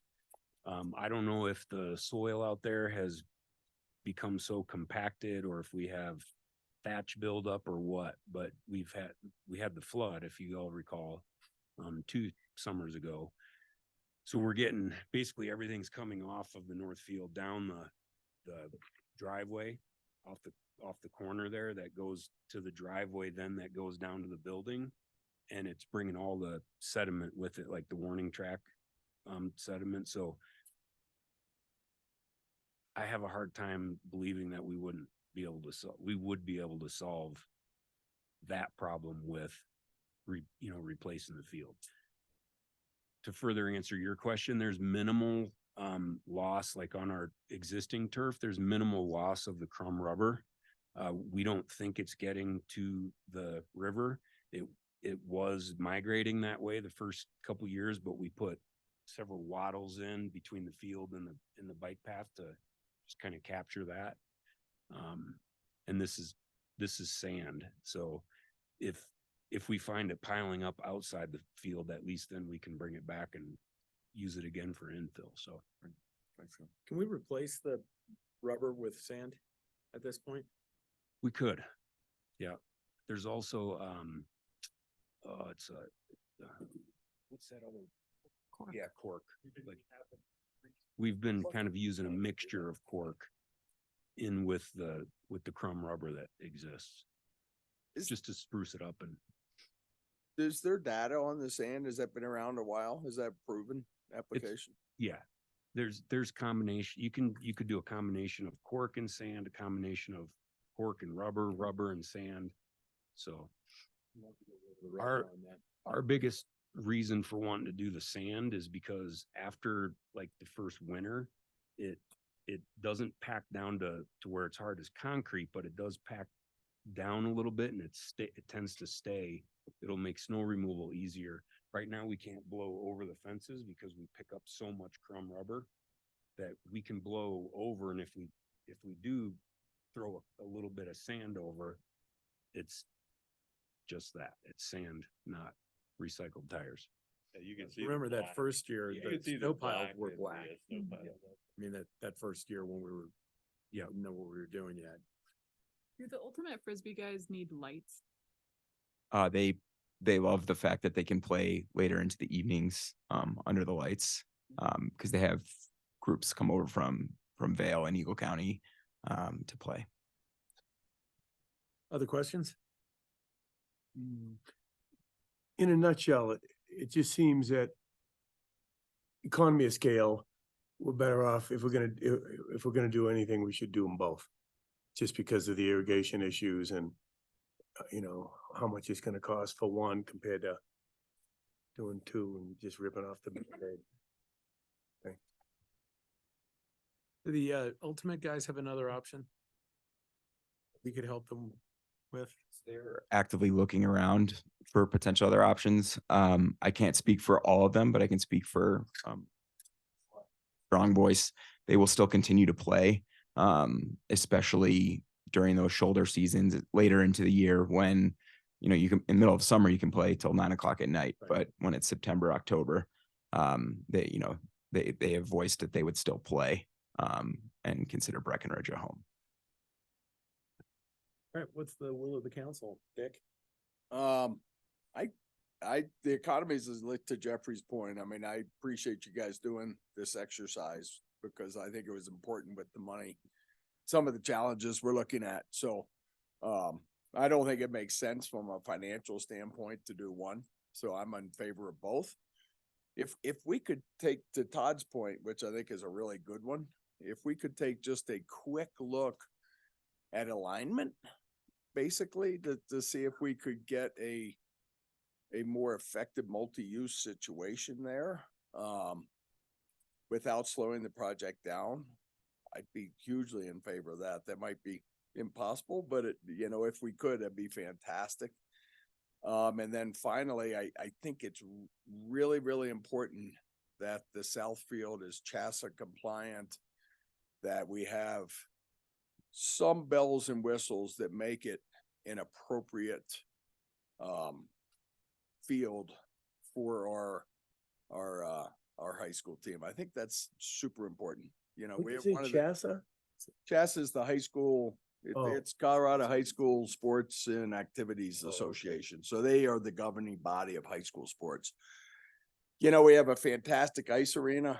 It's one of the best in the state when playing high school hockey, and it's huge. I think we should do the same with baseball. Yeah, I'd love to take kind of a 30,000 foot look there just to see what's possible, not a 2-month or 2-year master plan process, just a quick look there, especially since we were considering, big capital investment in that middle space anyways, like maybe you can dovetail that budget into this, and definitely in favor of 2 fields, definitely like the idea of making sure that south ball field is dialed for baseball. But would love to figure out a multi-use, like regulation size, multi-use field, and that the rest of that space. Thanks. Todd Broddick, one point also is I also think that center, the amenities, the restrooms and all that might have to be phased just from a budgetary standpoint, but the field and the dugouts and all that is super important. Which is what I think we were talking about doing initially anyway. Yeah, what we're discussing here is strictly the fields. It's not the community space, honeycomb, air traffic control, or various things that's been called over the years. Jay? Thanks, sir. I think my experience with the lacrosse program and, working with our youth here, that having available options for them earlier in the spring is crucial for the competitiveness of our kids, of being able to get out of the gym before their first game and to be able to have the conditioning of being outdoors and having larger fields and even just the skills necessary when you go from a gym floor to outside in multiple sports. It's a huge difference. And for that, as well as the water conservation, the lifespan of the material, and maximizing staff efficiency, I'm in favor of going with both fields, please. Carol? Yeah, I agree. I mean, first of all, I appreciate the Ultimate Frisbee folks coming and sharing their concerns, and I appreciate staff thoroughly vetting this, taking a close look, and all the other athletic organizations weighing in. So you get the full big pictures, but weighing the pros and cons. I mean, the pros far outweigh the cons, all the pros that everyone has mentioned. So appreciate your work on this, and I'm supportive of turfing both fields. Jeffrey? I was leaning actually to kind of a concession to the Frisbee people. But after reading all these letters and hearing the economy of scale and the difference between building 2 and 1, I'm in for 2. I don't, as far as like looking at that center portion, I think that could be just a Pandora box of money. But look at it and give us an evaluation of what it's going to cost. But I think like what Eric said, 3 could turn into 10 million pretty easily. Also, I'd love to seduce some of the other entities into participating. Not that they will, but at least to make them feel guilty. Because, we do stuff like this all the time. And granted, we have all the money, but still, just a gesture. I'll bring it up in mayors and managers. Yeah, okay, so I'm in. Yeah, I'm really excited. I'm also excited I didn't have to strong arm anyone into doing this. But I know that you guys are all more realistic than I am, but I am gonna try to have some discussions with the school district to see, that upper blue field is gorgeous, and the Ultimate people would probably love to use that. So I will try to It's time to open that Do what we box can again. do. Yeah, good luck. I know. Baseball team's gonna play. Exert your considerable political might. She's tough. Yeah, she is. Um, Scary. The thing that's gonna sell me on doing both, and I was leaning towards just one, is this is gonna go from 1.9 for one to 2.5 for one, because you're gonna have to redo all the irrigation and stuff and rip everything up and then resod it. So That's right. I'm afraid that that's just gonna be a huge problem, so I hate to put a user group out. I know that there are way less of them than there are the people that want turf. But I do like to take everybody's activities into, account when we talk about these things, but I think just from a straight up financial, we're gonna do one of them. I think we have to do two. I think doing one's probably gonna end up being more expensive in the end, having to redo all the other stuff with the sod. So I would like to help them find another location if possible. I would also like to go to the school district and even just a contribution, because a lot of this is for the high school kids that are not just Breckenridge kids. So to just say, this is a Breckenridge deal, it's not. Be nice to get, I'll talk to mayors and managers, and I'll talk to Tony when I see him there, but a little push from you guys also to the heads of facilities would be nice, just so they know that we at least would like them to contribute to the turfing, not the rest of it's on us, but to the turfing. And I agree with Todd on the 30,000-foot view, but that could turn into a 5-year project too. I mean, you remember what happened with the field house, and a little field house turned into a huge ordeal with everybody involved. Don't go there.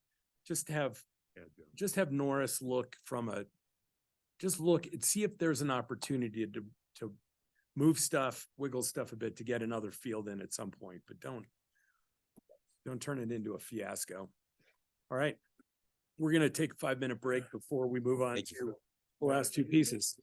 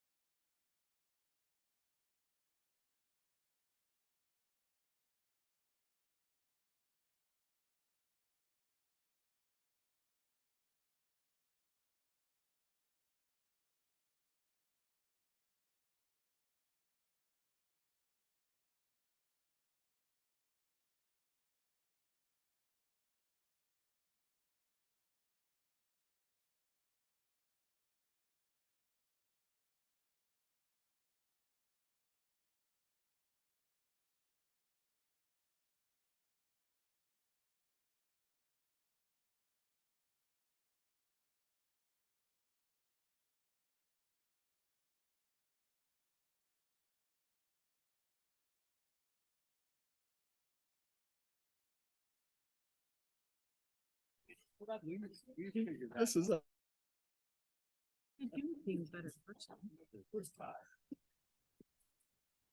Exterior lighting modifications without ranking, I guess. Yeah. He's taking the easy way out. He'll be here. Whole break, no, it's gonna. A glad hand. I don't want to be here for this discussion either. Can I leave? It is Nothing personal. not Yeah. reflective of you, You're doing great Julia. work. All right. Yeah. All right. Well, at the last work session that we had, we covered a lot of the lighting. There were some questions left for decorative lighting, and then we missed one other question. So the memo is pretty detailed and breaks down the decorative lighting allowances. Essentially, the current decorative lighting regulations were put into place in 2010. So that's really the warm kind of or soft LED lights as far as colors go, which equals warm white lights essentially. So it is not a requirement for the dark sky community certification like color. It is completely subjective. And so I went out and took some photos for you to kind of just get a little sense of what's out there and what those look like. So if you have questions, let me know. One of the differences to point out, just that's right in the memo, is you've got the sort of the warm white lights on page 67, just in the front of that to the right of the memo or to the right of the photo.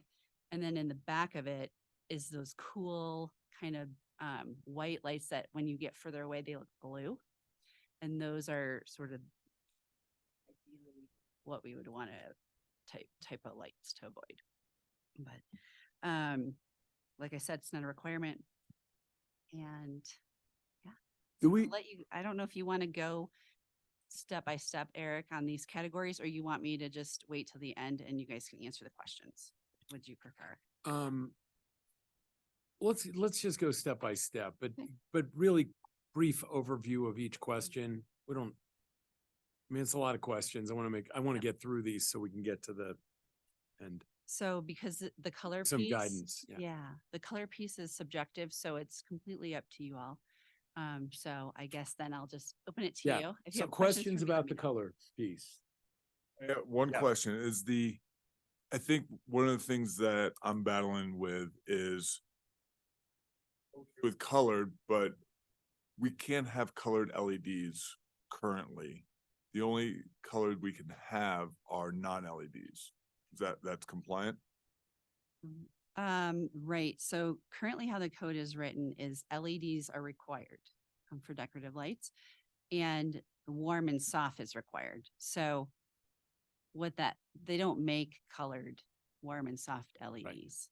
So it's either LEDs, sort of blanket essentially, with any color, or we can say warm or soft, but that's going to limit that color So to the warm white. for instance, the Blue Stag has a blue tree.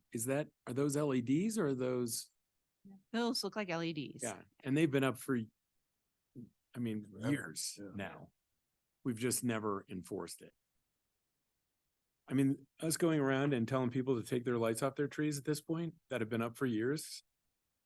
I have no desire to do that. I think it also speaks to how hard it is to tell between the two different lights. Yeah. And so many of our small business, I mean, they're going to Lowe's or, Walmart and buying lights and getting a ladder out and Putting them up. doing it in their 12th to 15th hour of the day. I mean, it becomes a bit hard on small business at some point, I think, some of this. So Century lights on Airport Road are LEDs?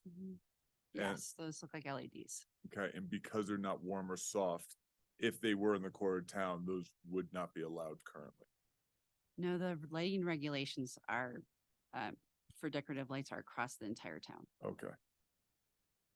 right now. We haven't said anything to them either. So What piece are they not compliant with? The fact that it's not warm or soft? Correct. I think the question that sort of I've been trying to get to, and I think others as well, is it seems like most people, their lights are fine. But there are some, like the dispensary, that are very bright and kind of obnoxious. So how do we just, like, I mean, that green, and it seems very bright, and we're not, I mean, then there's a suggestion not to really regulate the coverage. So how do we regulate We could regulate that though. ones that are super, How do you codify obnoxious? super, When super you bright? do that, you codify the amount allowed on a building, say. But On a but tree, what's- you allow how many you want, right? And then you just say Measured by what, though? square footage. You could do a Of- square foot of the front facade. I mean, we do that with stucco and brick and things like that. Right, but how do you measure the lights? By linear, yeah. Linear footage. Julia, do you see a way that we could codify excessive light usage? Well, the only regulation I could find like that was in footage of the Snowmass, square. and it was 1/3 of the property's open space. Which prevents sort of everyone lighting all their trees on like a large lot is probably what Snowmass was trying to get at. I think it's difficult on buildings because you have large buildings and you have small buildings. And so that's sort of why my staff recommendation was that we don't do that. But there is a situation that could happen where you get kind of Clark Griswold and everything is all lit up, right? So, What if we said that lights were meant to be an accent on buildings? we can do that. I don't know that that would get to the dispensaries issue because they really outline their roof line and their windows. It's Do the entire front facade, they do the whole building. Yeah. but it's like. It looks that way, but it's actually just the outline. Yeah, it's that bright. And I think that's where we need to look at this and go, okay, is it A or B? Are we okay with that kind of brightness and that ostentatiousness across, and for that being more populous than it currently is? Yeah. You could Yeah. do something like two building sides. So you couldn't do wrap the entire building in lights. That's not So you could do like a front and back or side if you're facing on a corner. That would be one way to do it. That would be easy to enforce, I guess. Jay, to your point, I wish it were that easy because I totally agree with you, but how do you measure between Blue Stag, which I think we all think is appropriate, and the weed guys? They're both really bright, you know.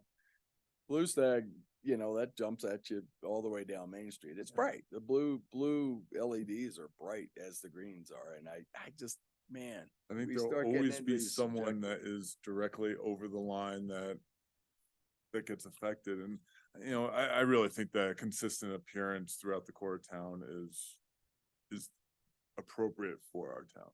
I really do. And I think that if you were to take those dispensary lights and you throw them on the Carlin, right? That huge structure, imagine that and what that would do to the core of town, that, you know, that green, and it's like a neon light, and it's a very effective way of marketing for them. But is that what we want our guests to see? Do you think those are more than 3-inch bulbs? No. They aren't. I was afraid that was gonna be the answer. We have any out there that are more than 3 inches, but there could be. So that was a suggestion by the planning commission, which is good. And maybe we do a 3-year phase in, if it was something where we decided to go with a more consistent look and not do the colored LEDs. Maybe there's some lead time and there's a 3-year lead in. So that we're not asking the Blue Stack to take them down. We're just saying, hey, when the life of them are gone, I don't know how that works, but to not put the burden or the onus on, you know, make it financially damaging to anyone. but to really not encourage additional obnoxious lights. I think there's probably, I don't mind the colored LEDs. I don't mind it because the couple places that have them, I think they fit, I think they're festive. I think we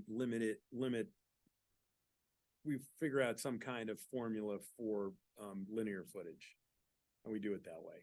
We do those kind of calculations for all kinds of things.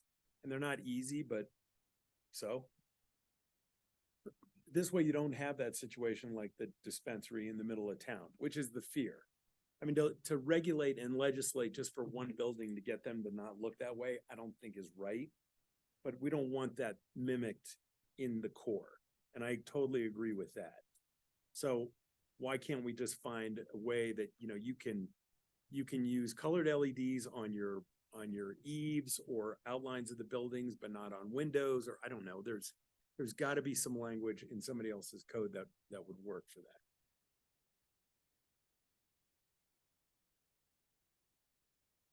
That means nobody agrees with me. I agree to have, Seeing how it would be codified. I mean, I How think to- we're yeah. looking to Julia to see how to codify that, and if that's something that can work, I mean, I'm fully with you. I don't think we should tell people what colors they can or cannot have, but have some sort of protection that we don't get this massive green lit building in the middle of town. Eric, I like the direction you're going there, right? Like when I look at all these pictures, the ones that stand out as kind of like a little bit off are the ones with the window wraps. And, you know, certainly I think that's a start. I do actually like the colors, and yeah, I think it's probably time to tweak it a little bit and try and codify this and yeah, not single out anyone, but yeah, what do we want that feels good?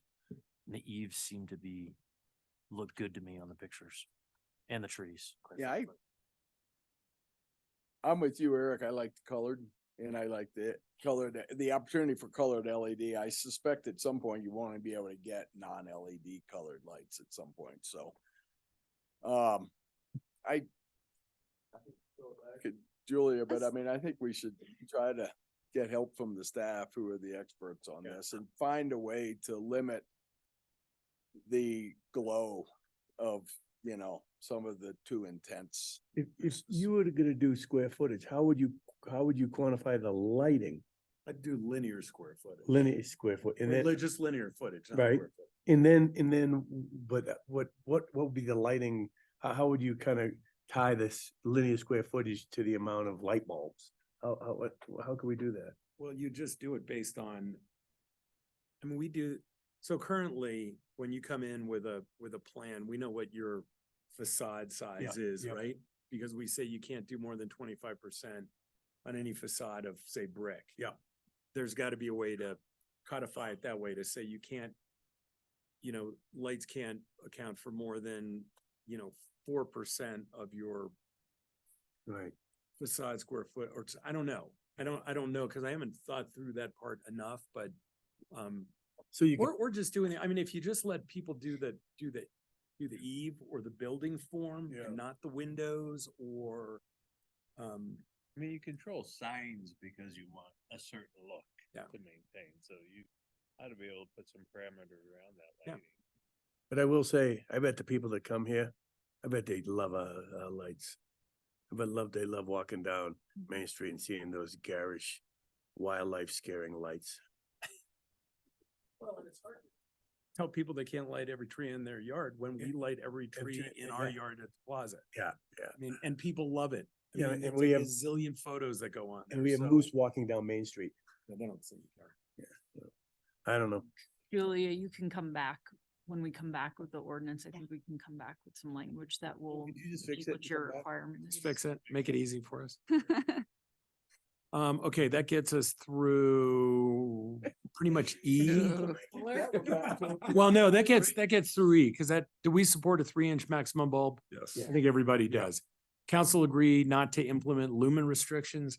I mean, I don't even know how you do that. Yeah. The LED thing I think is important for our sustainability effort, Yes. for us to be sustainable and then tell people they got to use, you know, coal-fired bulbs That you can't find. that you can't find Right. anyway.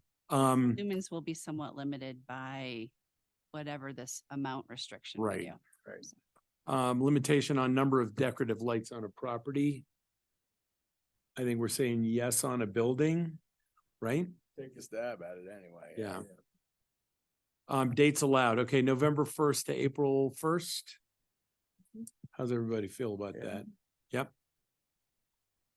Curfew, no later than 2 AM in zone 1 and 11 PM in 2 and 3. Need to give some time for that because people will have to put time clocks on stuff and sometimes that's easier said than done.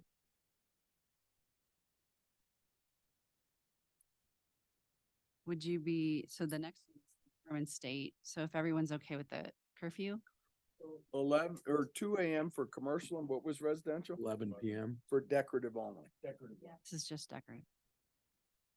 I mean, it's pretty easy to get a timer for decorative lights, I think. So, And they're not even that expensive anymore. Yeah, I guess you're right. You can just put them in line. Yeah. and so then we move to the conformance state. And so do we want to stick with the conformance state we have already in place for across town, which is like July 1st, 2025? I mean, July 1st, they're holiday lights, so For the stuff we're talking about, yeah. it'll be So December. a year from July. Yeah, plenty of time. Yeah, we'll be good. Yep. When we're already doing that. Yeah, I mean, 2 years, it's really 2 years from right now. Yeah. Yeah. You'll be dealing. You with just it. blame Jeffrey for it. Good. And one last question. Yeah. So this was one we didn't hit in the last work session, and this is on permanent residential home light fixtures, so not decorative lights. So the planning commission had recommended that we limit the number of fixtures on a home. And so we have put in place or a suggestion of 2 fixtures per structure entrance, and then 6 additional fixtures, and then to maximum of 2 landscape have to be downcast, actually. Landscape lights and could they be the end of the driveway pillars or whatever it is? Is Mhm. would that qualify? We as have that? address light too, if it's like a monument. There's something hanging from the gate in front of your house. Stay out. Illuminate the stay out sign. Yeah. How's everybody feel about that? Have we checked in with any architects on this? I mean, I hate to open a can of worms, but I also kind of feel like I'm not qualified to make this decision. I mean, I look at my next door neighbor who's got a hellacious S driveway, Barlow's, and they've got more than 2 landscape lights. They're solar and they downcast, but it's a safety issue, honestly. I've watched his kids bury vehicles even with them. I believe we could write it so that if they needed lights for their driveway for safety, we could allow that for if it's downcast. And I just wonder some more, just to kick it by a couple of the key architects in town, just to get some input. Well, my plan would be Seems to good. kind of take all of this in the draft, and these modifications and put it on our website and then start getting public comment in advance of first and second reading. I think that'd be great. And I do, since it came from planning commission, I do think that, there's certainly more. Yeah. Um, No, to me, it sounds good with some kind of exclusion for safety. yeah, You know, I like that. I think that's doable and it falls in line with what we see across our desks. And it was actually proposed by Ethan Guerra, so that helps. Builder proposed It helps. it. And he actually suggested less lights, so. Sweet. Nice. Good. Perfect. Thank Yay, you. more work. this one's hard.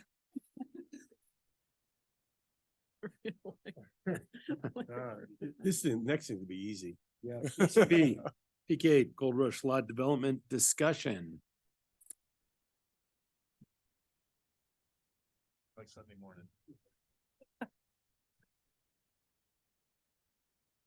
Soft rock kind of guy. Nothing like little Lionel Richie. Chris, is this you or Mark? Back and forth. Good afternoon. Ellen's pulling up Yeah, if you want to go down, Helen, maybe just to the first site plan, which is maybe another page or two. Oh. That is. Yeah, that's it. Thank you. Okay, so just really briefly, to start out then, today our focus is going to be on parcels 1 and 2. North Gondola and North Gold Rush lot. We reached a lot of conclusions, I think, on 3 through 6 at the last meeting and in previous meetings before that. So we did provide summaries of some of those key decisions that we think were made. And that's at the end of the memo. Certainly at the end of this discussion, we'd look for any council comments if you see anything there that you disagree with or just want to, add in terms of discussion points. The other thing I wanted to talk about real briefly is just the schedule from here.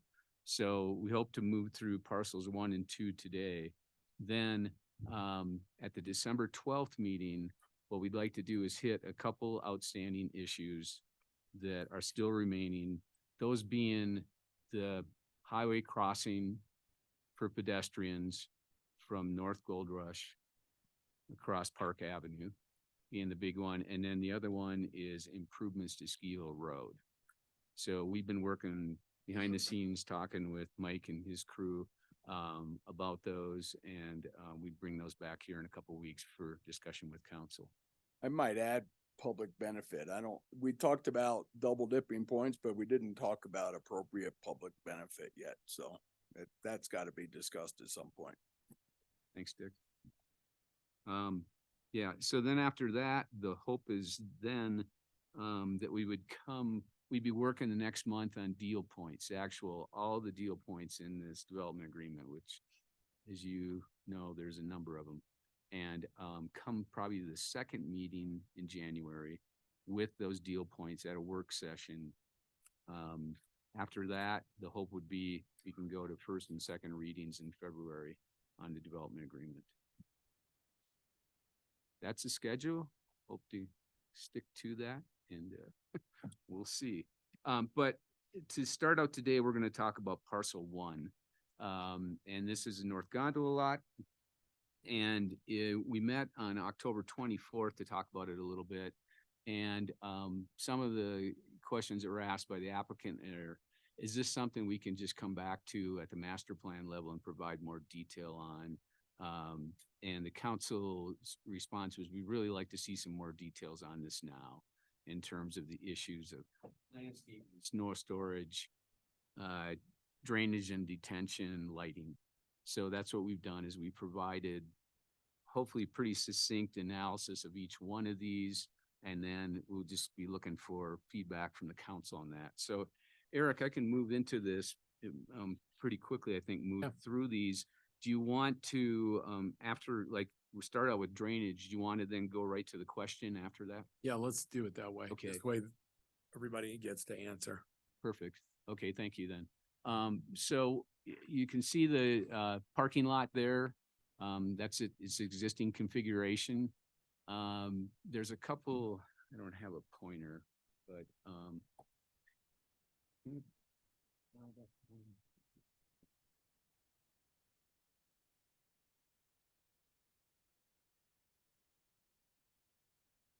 that would go away.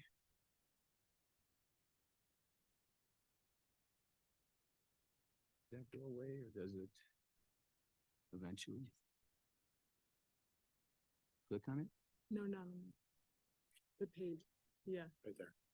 Nope. Click there. Click.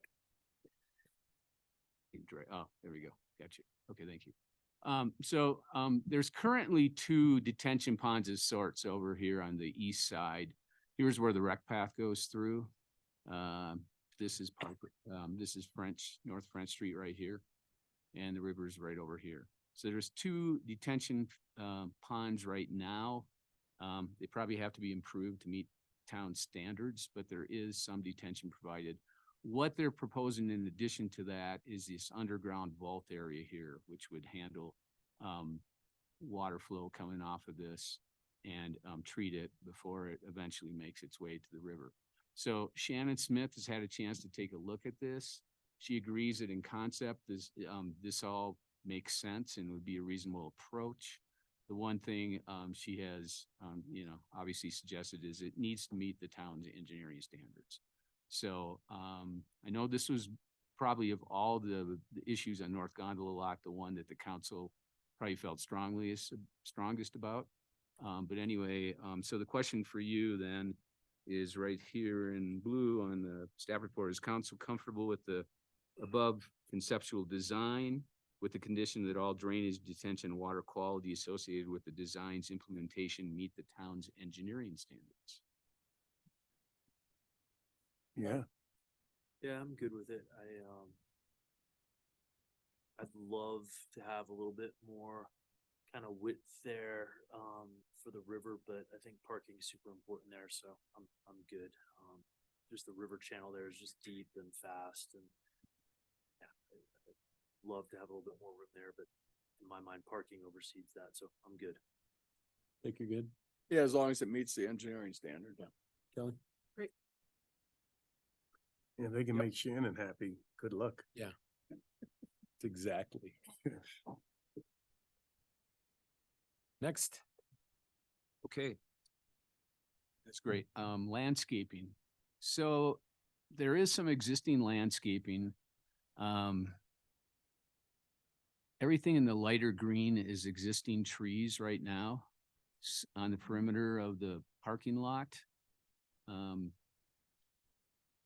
The applicants have proposed putting in additional landscaping that's in this kind of blue-green color here of aspens and conifers, some along North French, and then a fair amount additional near this detention area on the east side, which would provide additional buffering from North French and from the rec path.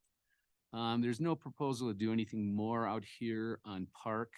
Honestly, the trees that are here right now are in terrible condition because that's where snow stacking occurs right now, and it has historically, and they just look terrible. And I don't think it would be, unless we're going to say that they can't snow stack in certain areas here, then they're not going to survive very well. So the council seemed a little more lenient on this one. And so want to see if the council supports the landscaping plan as proposed. Okay. Yep. Carol? Jeffrey? These are all on irrigation? Yeah, they will be the new trees. Yes. Yeah. Todd? Yep. Jeff? Question. So part of your question is the applicant's looking for a variance on our snow stack ordinance as well. Is that correct? Yeah, that's the next question, right? Okay. I personally like to see a little more robust landscaping plan, particularly on the North French and the east. I'd love to not have the wall along Park Avenue and have some green in there during the summer and such, but that's probably not realistic. But little more robust on North Park and on the east perimeter as well. Kelly? I'm okay with this. If we can do more, that's great. But I guess just knowing that snow stack is there. Are you saying over here? Yeah. I see. Cause that's a extremely busy corridor. And is- With City Market and everything, and Yeah. The one thing I noticed when that look a lot better. when looking at it today is actually some of the landscaping right now appears to be proposed in the right of way. So that's something we don't typically want to allow because of plowing operations in that. We're going to have to field fit that, I think, whatever we approve in that area because of the snow stacking issue as well. Yeah, I just hope that we don't approve landscaping that eventually is gonna die. Mhm. I mean, that's one thought I have. Another one, that vault that they're gonna, that treats the water? I'm assuming that the lot will be graded so the water runs into that, or how do you? So it is, so that's. Okay. And I'd rather see more landscaping by the rec path. I don't disagree with having some on the road there, but if you're gonna put it anywhere. Yeah. Rather have it on the rec path where people are at, slow speed and. It is a parking lot, but I'd rather people from the rec path not. Not have to look at cars while they're walking by as much, so. No, it's way too small. Oh, I see. Okay. Next. Okay. Snow storage plan. Snow storage. So yeah, so as the memo indicates, we typically want to see 25% of an area, of the paved area, that much area provided for snow stacking. What's shown here is about 16.5%. Now, I think this is also probably reflects the historically what they have been doing out there. I can't confirm that for sure, but anyway, council seemed lenient on this too, at least in our past discussions. So look for council's input on the snow storage plan. Dick? I'd love to be met halfway on this, I mean, we're asked, this is the third variance we're asking about. I mean, we need to remember what we're talking about here is variance to code. We've approved variance to code on landscaping. We've approved variance to code on, we've been asked to on snow stack, and next we'll be asked on lighting. So,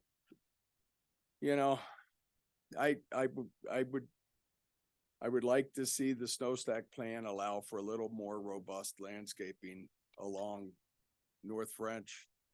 And I don't disagree with Eric, and that probably doesn't affect snow stack, but along the rec path there. But snow stack probably plays on North French. So I'd like to have a compromise point here, and we're still gonna approve a variance to the code. How much snow stack do we have on, North Gondola? Right. Or South Gondola, I'm sorry. What did we approve for ourselves on South Gondola? I mean, I think it's above the 25% threshold.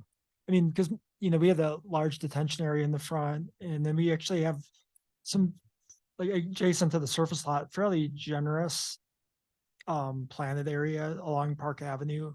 And then also adjacent to the walkway from the plaza. So it's just a lot less like surface parking. Do we truck the snow away from North Gondola a lot, or We do, we haul it. we haul it? We haul. So we're responsible for hauling the snow. For our. Wait, not for North Gondola though, for South Gondola. Yeah, No, that's it's not. Yeah. So they do it. No, they don't. They don't, they just stack it up. So they never. Yeah. Many other commercial parking lots haul snow because they don't have room, but they, don't. So they're asking for a variance to continue that practice. So do we ever let people haul the snow to someplace else? They can haul it, they'd have to contract it. I wouldn't say they never have, and they use Stan Miller to do some things, the skier has, but in those rare circumstances when we've got so much snow that it was really Yeah. impeding on their ability to park it. But problem is they can haul it, but they don't have places to dump it. They have asked we have had requests to dump on our dump sites out on Block 11 and stuff, but I don't think we allow that very much, right? And just to clarify, it's not a absolute policy. It's negative points if you don't provide 25%. So How many negative points? I think it's 3, I believe. Yeah, I think it's 3 or 6. I believe it's a 2 multiplier. But it's another variance to the code because we're gonna say no negative points. Yes, But is this basically maintaining existing conditions? that's my belief, yes. But that doesn't ever apply to anybody else that's getting a permit. So just remember that. If any of us were to go get a permit to improve something or do something, which is what the applicant's doing, there's no maintaining existing. Yeah. That That's doesn't true. fly when you're getting a permit to do something new. So. It's a variance. Jeffrey? I think this is a different animal And if it's maintaining existing condition, I know sensitive to what Dick is saying is that this is kind of above and beyond, but I think I'm okay with this. Carol? Yeah, I'm fine with the proposed no storage. It's kind of interesting because it's a zero sum game, right? Like if we mandate that it gets closer to code or closer to code, then we lose Guys. we lose parking. And I think that's where I have a hard time following code in this particular instance, because we don't have the opportunity. We don't want to send more cars over on the other side of the street. And that's exactly what this would do, is if we mandated 25%, we'd be forcing more parking and more times for the cars to go across to Gold Rush. And I don't know if that's the intention here. So I'm okay with the snow storage where it's at. I'm also okay, and actually for an even different reason, and that's, I don't really think this is part of the application. There's no structures here. This really doesn't fit with anything else other than the fact that the applicant currently owns it and is trading it back for the other properties. So I don't have a problem with the variance on this. Everything we're getting is above and beyond the current. It's still above and beyond the current situation. My biggest problem was the drainage that currently exists on the site. That's gonna get fixed. Get a little more landscaping. That's great. And the snow storage is what the snow storage is. You could ask them to haul it, but we're not gonna allow them to dump it on our property. And I don't think it'd be good hauling that stuff up to Peak 8. So, little bits of gritting. So I'm okay with the variance on this. I do think it is, I think it's different. Great. Okay. He did? He said, yeah. Yeah. Lighting. All right, lighting. So, Discussion. yeah, there's 3 Wellsbach lights right here, right now. Those are our traditional historic lights. There's also a number of lights in the right of way along Park and then North French. And that's it. As far as the interior, what they have proposed is to put an additional 10 lights here to light up this area. It really, looking at it, seems like this would be appropriate to light up the eastern half. However, staff does have concerns that there's no lighting for this whole western portion here. And you're gonna have people, at times later in the day, coming back to their cars, or pedestrians potentially moving through here. So staff would suggest that the lighting is just increased a little bit in a similar type of spacing over in this area. And then, of course, all the lighting would be dark sky Again, Mike, I'm compliant. sorry. Excuse me? We'll move that cursor so I see what you're talking about. Just in this area here and over here, where you Okay. see all the lights yeah, here, yeah, Jeffrey, where they're centered between the spaces. Yeah. That seems appropriate. If we could have the same kind of spacing over here, that would seem to be appropriate. Dark sky lighting, the Providence lighting is kind of the one that we've been moving to that's compliant. Is the south gondola lot, is that the same spacing that you're proposing here? Yeah, yes, I think it's pretty similar. Is that to code, the south gondola lot, or is it over code? Is it overlit? Below code. I don't think it's. Yeah, it meets code. That actually was designed by like a lighting engineer where it has the threshold of having to meet lumens per acre at the perimeter, but yet have a certain amount within the center of the property. Okay. And then there's, for the structure itself, there's building code implications with the lighting as well. We haven't had a chance to discuss this with Mike or his team, but I don't know, Mike, if you have any thoughts on staff's recommendation. No, this was just random. So we'll put some more light icons on there and put some more lights. I mean, You have to put. to Eric's point, I'm trading this back in, so I have to, obviously Vale's gonna say something, but I think these are relatively minor things. So I don't think that a few more lights is a big deal. I appreciate applicant's willingness to add a couple lights there. I think there is I think you look right now, it gets dark at 4:30 or something, and there is a portion of this that has to do with safety, that we have, Vale has employees, BGVs, I have employees that park there and get out late, and I think having that, it's a matter of safety.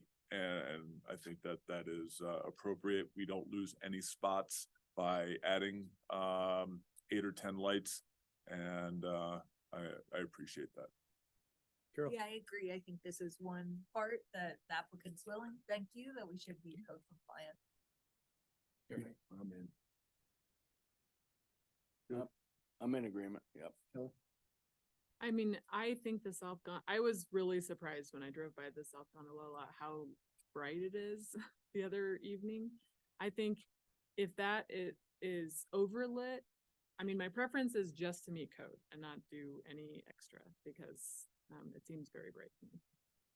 Yeah, I mean, I think there's a way you could probably light it less and still meet code, because really what we're reviewing against there is not overlighting it, particularly at the perimeter. And then, but there are some recommended, I agree with not having dark areas and where people are walking, and it makes total sense. I just don't want it overlit, which I think some are. Well, and I wouldn't mind seeing or having a lighting plan with this. I think where the lights are currently is important, that that's lit all the time because employees will use this. Parts of that other stuff, we're just gonna be lighting empty pavement for the majority of the night. And I don't know that should be our goal. I mean, I get it at 4:30 right now when it's dark and people are coming back to their car. If we could cut parts of that stuff off at a certain time, I don't even know how you can do that, but the stuff that's labeled right now is what we talked about the last time we talked about lighting, and it was for employees that are parking there that can get back to their car at midnight. To light this whole thing up all night long, I'm not a fan of. So I don't know how you. And maybe there's some opportunities with motion sensors.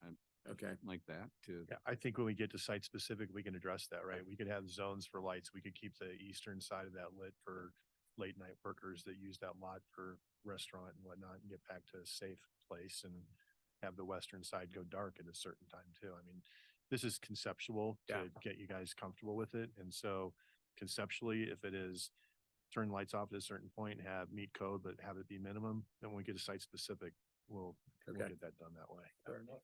And I'd encourage you to think about a walking corridor from town to the workforce housing, which is to the north and west. Yeah, So, I get that, because that was the rationale behind those lights that you see on the eastern side kind of track towards the into the town movement right there, and that's why Bill put those that way.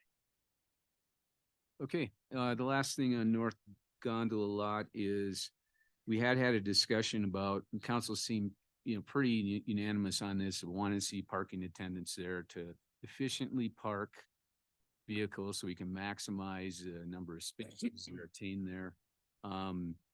So the question is really, do we want to set some type of requirement as part of this whole agreement in terms of that they have to have attendants on there at certain times a day?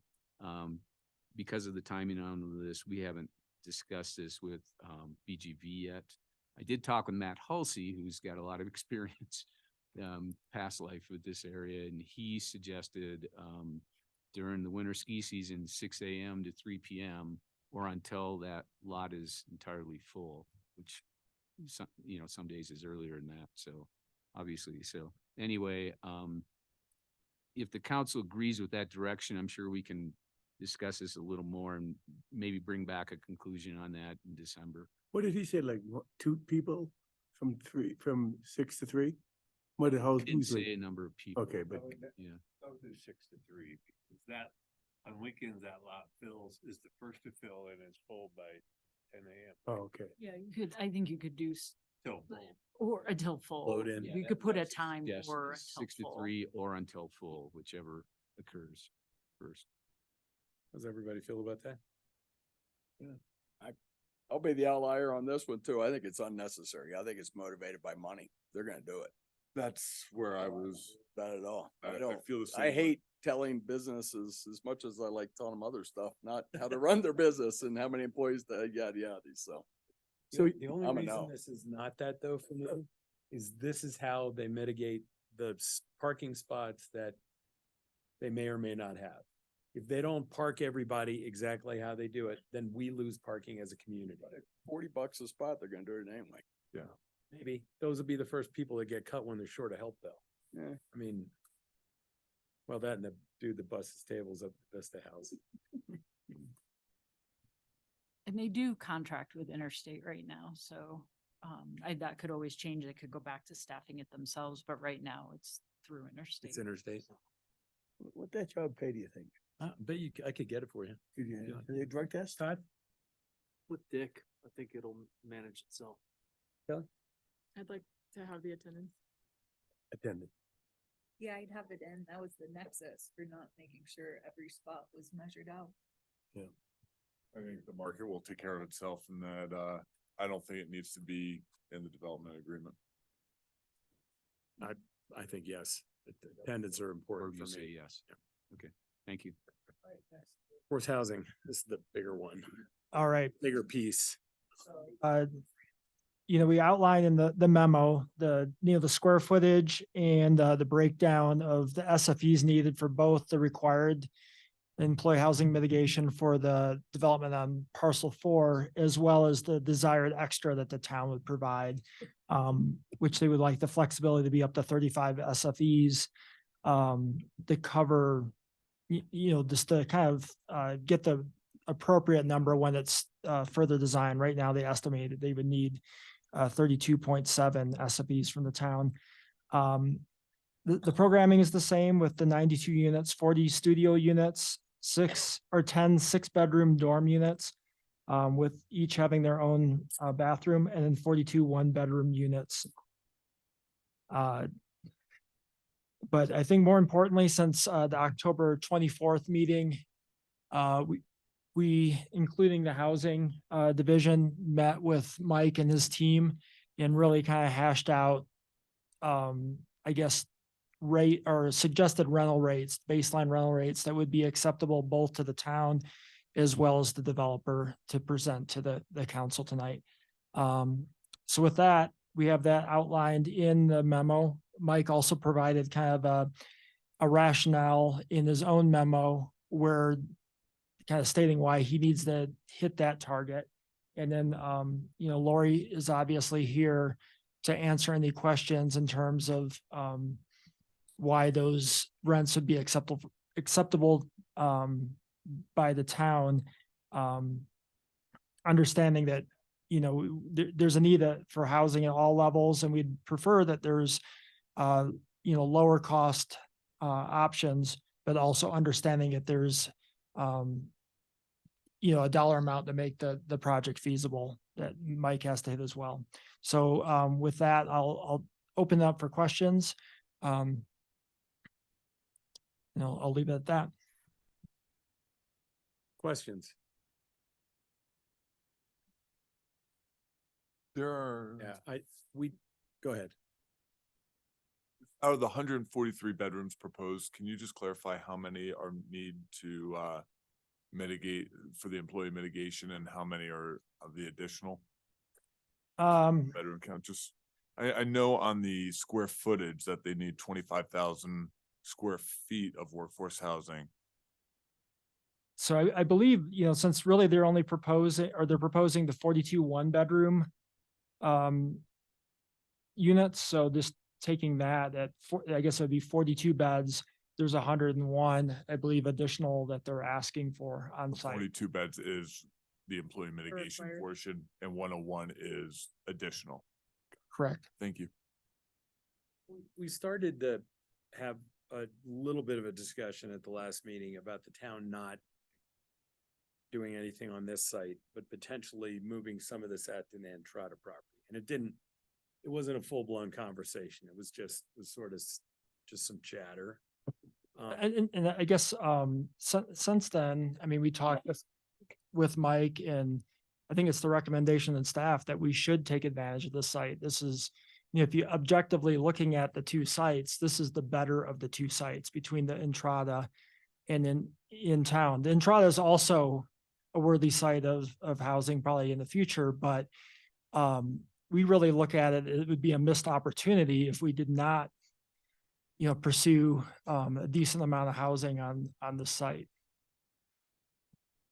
My only argument to that would be that you don't have to park the housing the same way on Entrada as you do here.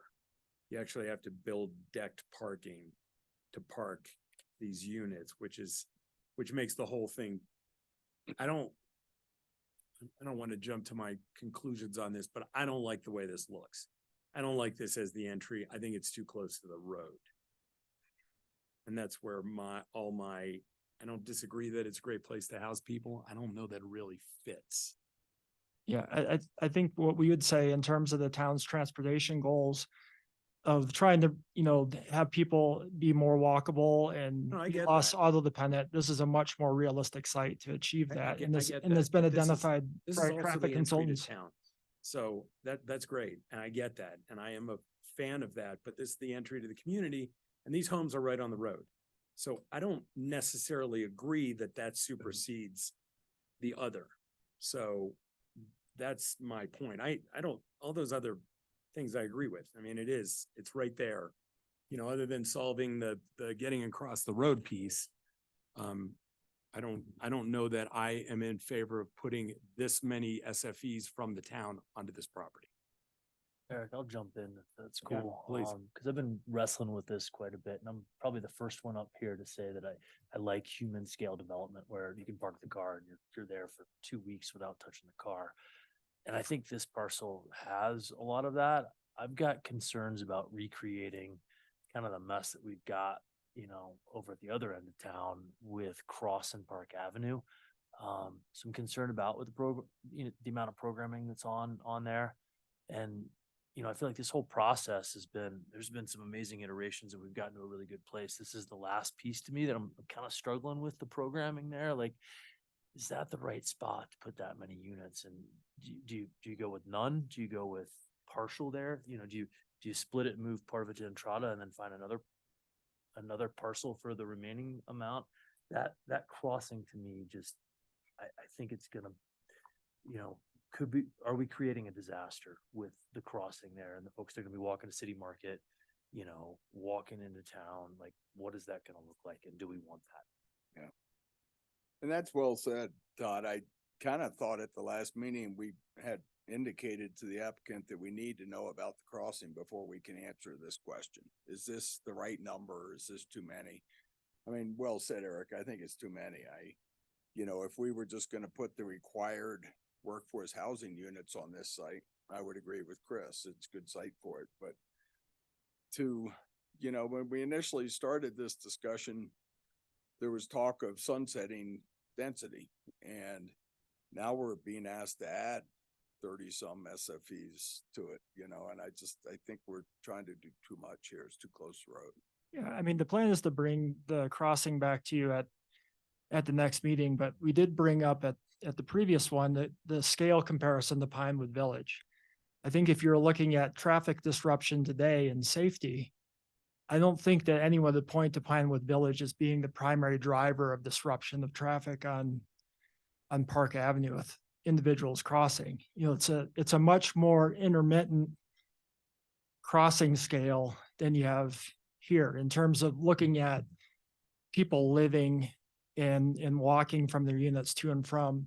Yeah. So that I think that's I- something to keep in mind in terms of, a fairly accurate baseline. It's not across the street from City Market though. No, It's a signalized light in between. They're not even remotely the same thing. And in Pinewood, there's people working all over town, so it is dispersed. You're absolutely right.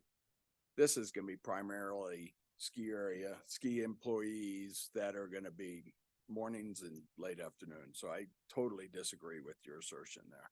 So can we ask the applicant at this point if he's willing to build either some or all of the housing in Entrada, or is that not a?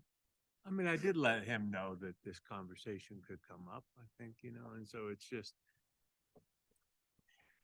you know, I mean, it's, Mike, you can answer. I don't think he needs to answer that now. I think, Yeah. you know, we've given him input. You know, this is a work session to give input and, Yeah. you know, I don't know how the rest feel, but I'm okay with the required housing that has to do with this project, which we still don't know the exact And I number. think that's a good, if you can answer that question today. I mean, I'm then I okay. think that helps us, yeah. And I we think go that'll back and see fit what it here, looks but like. the additional is where I struggle. It's too much. Yeah. Jeffrey? For sure. I'm okay with the required, you know, and I'd encourage Entrada. And I'd even, you know, if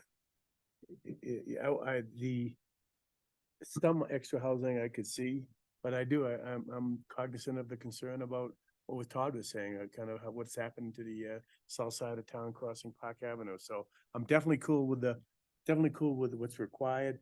And once we figure out the egress to get over, under, or around Park Avenue, then I could be seduced into something a little bit more ambitious. Carol? We had a conversation several work sessions ago, whereas what does fit here? And an important consideration was the buffer. I agree with you, Eric. This is the entrance to town. And it's hard to tell from this rendering if it is enough space, are the trees gonna cover everything enough? All of that. The possibility of the entrada, I know we touched on briefly, but that's a huge variable. So I would like to hear from the applicant at some point, because ultimately it's not up to us. It's up to them what they decide to do with their land. I think we should take advantage of a public-private partnership for additional housing that will benefit our workforce. What I'm looking at is how much. Is this too much? Does it not fit? I'm looking forward to next session where we'll talk about crossing. That's a incredibly important variable that we want to make sure that we feel good about. Would you be able to advance a couple slides to the mock-up with Park? I think this is where I also agree with Eric's point here, that if that's what we're looking at, if that is how we fit 143 bedrooms, is by coming right up against Park Avenue and having that shadow cast down upon Park Avenue and our guests coming in. I think that may be my definition of over-programmed. I think if we, you know, if this is scaled down and able to push off of Park Avenue and we're able to get that kind of buffer that I think there's been said, I think that is the direction I'd like to see go. Circulation has been huge. You know, I think that is such an important point of this, that we know that our guests, when they have a shuttle, that is, I take them across the street, and that's great. But the people that work and live there, how are they going to come across this roundabout, and how is that going to be directed, and what does circulation look like? I'm a huge proponent of this public-private relationship here, and I think that we should, you know, look at it, explore it, but not at the detriment of the entrance to town, of having, you know, people's laundry hanging out right on top of Park Avenue, off the balconies. Like, that's just, or bikes or supboards or whatever it might be. I think that barrier needs to be protected, and to maximize the space is one thing, and I'm all for it, but to try to cram too much in there, I think that could be detrimental moving forward. Mike? Yeah. Oh, I'm sorry, Kelly first, and then Ladies first, for sure. Thank you. So I guess the only reason that I feel kind of like I really want to say this is that my agreement to the other variances that we've already talked about today and all of the other variances that we've talked about so far are hugely based on the fact that we're getting an additional 101 units. So I am very cautious about saying this is over-programmed if Entrada isn't a part of the solution. And so I guess I want you to know that in whatever you're going to say next, because I definitely would like to revisit many, many things if we're not getting an additional 101 beds out of this. So. Well, thanks. I mean, I appreciate the candor here. For us, this started at 300 beds, right? And when we originally presented it, and the initial feedback was exactly what it was today, that it was over programmed. So we came back in with this version at 143 beds and thought we had traction on that. I'll move past that and put that in the rearview mirror, to your point. As long as we get the housing, that's what I'm after too. That's my goal. What I would ask for though, what I'm hearing you guys say as a group, and I don't want to put words in any one person's mouth, but that if we had the required BGB housing on parcel 2, that we're going to be okay with that as a receiving site for that. I think that we put the whole 143 in on December 12th, we're going to hear a lot of blowback about getting people across the street. I think that's where this is probably going to head. My concern, which I said to Rick earlier today about adding the Entrada thing, which I kind of glanced at a few weeks ago, is that I don't have a problem with adding another layer of complexity to this because it's already a lot of stuff going on. I just don't want to overwhelm you guys with that, right? That this adds another component to the deal that is like everyone just starts getting frustrated with, oh, this is not where we want to go. I think that as a concept, I'm fine with. It's about 24,000 square feet solves our requirements. We intentionally decided to put this on this site and not attach it to the building. That was one of the variances, so that we created more affordability. Those units attached to the building slope side, even with live work, they're massive. They would become unaffordable because we'd sell them and no one that would live there could, it doesn't solve the workforce housing issues or the need for workers at certain hourly wages. So we want to put it on parcel 2. We think it creates maximum flexibility for pricing. And if the ski resort as our partner in working with the workforce housing is amenable to Entrada as a part of this solution, then we are too. And so we've got designs for a building on Entrada, which you guys have seen. I think everybody up here has seen that from a year and a half ago. And so that's fine with us. I guess what I'm saying is I don't want to backtrack on this again after that. If we're sitting here today saying 24,000 square feet, generally BGV's obligation is satisfied on this site and the rest is on Entrada, then we'll spend the money to continue to vet that and do that if that's the way this negotiation or this discussion wants to work. Remember how many beds were in the Entrada? Entrada was 28,000 square feet. I looked at this today after I talked with Rick. It was 28,000 square feet net of residential, and it was 66 450 square foot studios. We would not do it the exact same way because those are bigger than what this privately funded project needs. It needs maximum bedrooms per square feet, right? So we would end up with more beds or more units, if you will, on the Entrada site than what was originally proposed. But I think we can get close to 100. I don't think we can get all the way there, but I think we can get pretty darn close to it. So I would just love to see, I mean, I don't know how others feel, but there's a huge difference between 42 beds on this site and 143 beds on this site. And so I guess I would just encourage others to consider, in order to make sure that we don't lose any of these beds, that if it means we put 56 beds here and then the remaining on Entrada, is that something that you consider? Or are you really set on just the employee mitigation units on that site? I would consider what you just said. And again, like I say, if I am comfortable how people are going to get across the road, that I think, a lot of my opinion depends on that, how feasible I think that is.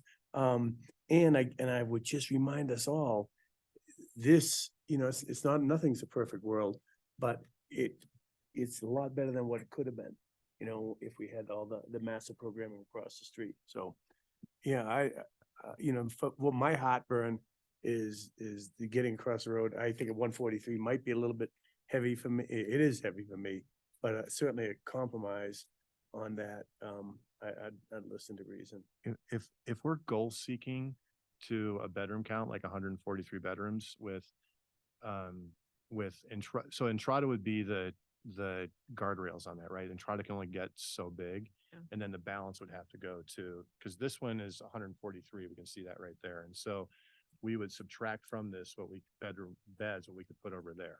So if that's the direction, the goal seek there, then I guess I'm That's, asking I for think, that. the question. I'm asking because for That's that. how Is- I feel, but I don't know if that's how others. Kelly, to your point, it's a good one to think about. And for me, it's all about balance. You know, I think Eric said it very well. This site is the entry to town. This is where everyone that's driving to the gondola to park is driving by. You know, this is Highway 9. This is all they see of town, many people that are passing through. It's a super important site. And we really need to have a really good looking building. I think they've done the best they could here. It's actually kind of impressive, but it's still too much, too close. It's not right. By reducing it to just what's required, we can reduce the parking structure behind it. We can reduce the housing. You know, Mike, you want to put this to bed, you know, you want a kind of a commitment from us, but my commitment has to be conditional. It still has to look right, you know, and I know you're going to be weighing the finances. How far do you go in the hill? Cause that's expensive and everything else.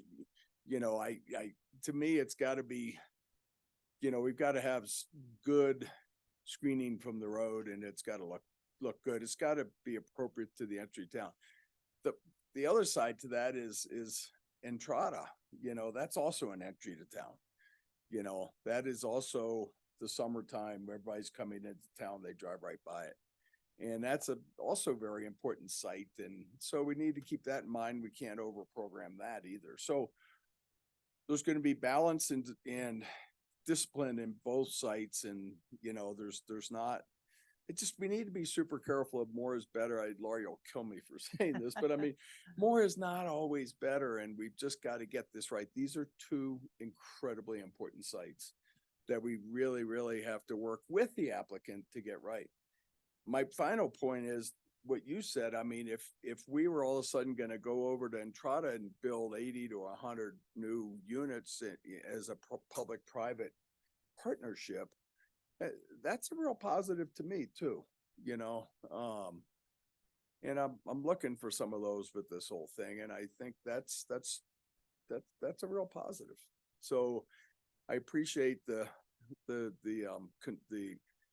concern with making this more complex, but it's a complex project that really involves two super important sites that we need to get right. Todd? Yeah, I think figuring out the harmony between those two sites is super important, and I appreciate the applicant's willingness to, you know, add some complexity here.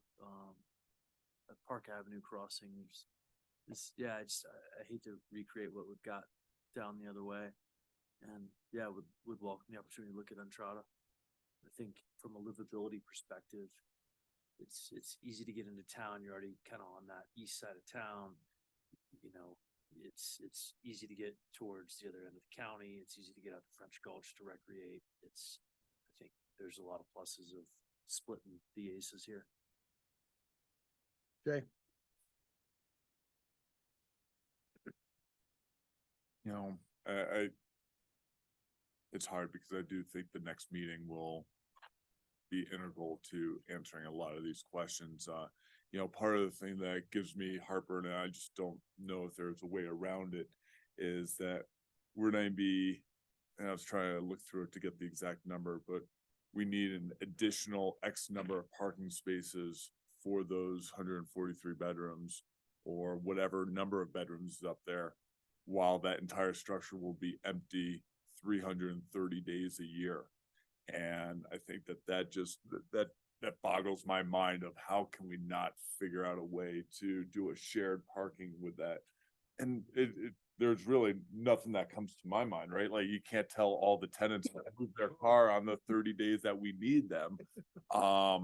And we can't make them just levitate and go, you know, or anything, but it drives me crazy that we're going to have all those parking spaces that are going to actually not be allowed to use 330 days a year. Like it has to be closed off, right? We're not going to let people park in there, yet we need 100 more spots that in addition to what is put there. So I think that's something that I would love someone smarter than me to at least ponder and see if there is a way around that in any sense of it. I do think circulation has a big part of this, of what happens in 2 weeks. And then, and I want to acknowledge that developing 2 sites instead of 1 is a cost a lot more, right? The financial aspect of trying to develop workforce housing on 2 separate plots does have a financial impact, and be aware of that, and just of what we're asking and what needs, and weighing that versus saying, hey, what does it take to push this back so that it is not, there is a buffer, and is this an actual realistic, like how far along are we on this, where we know that this perspective that we're looking at here is somewhat accurate. But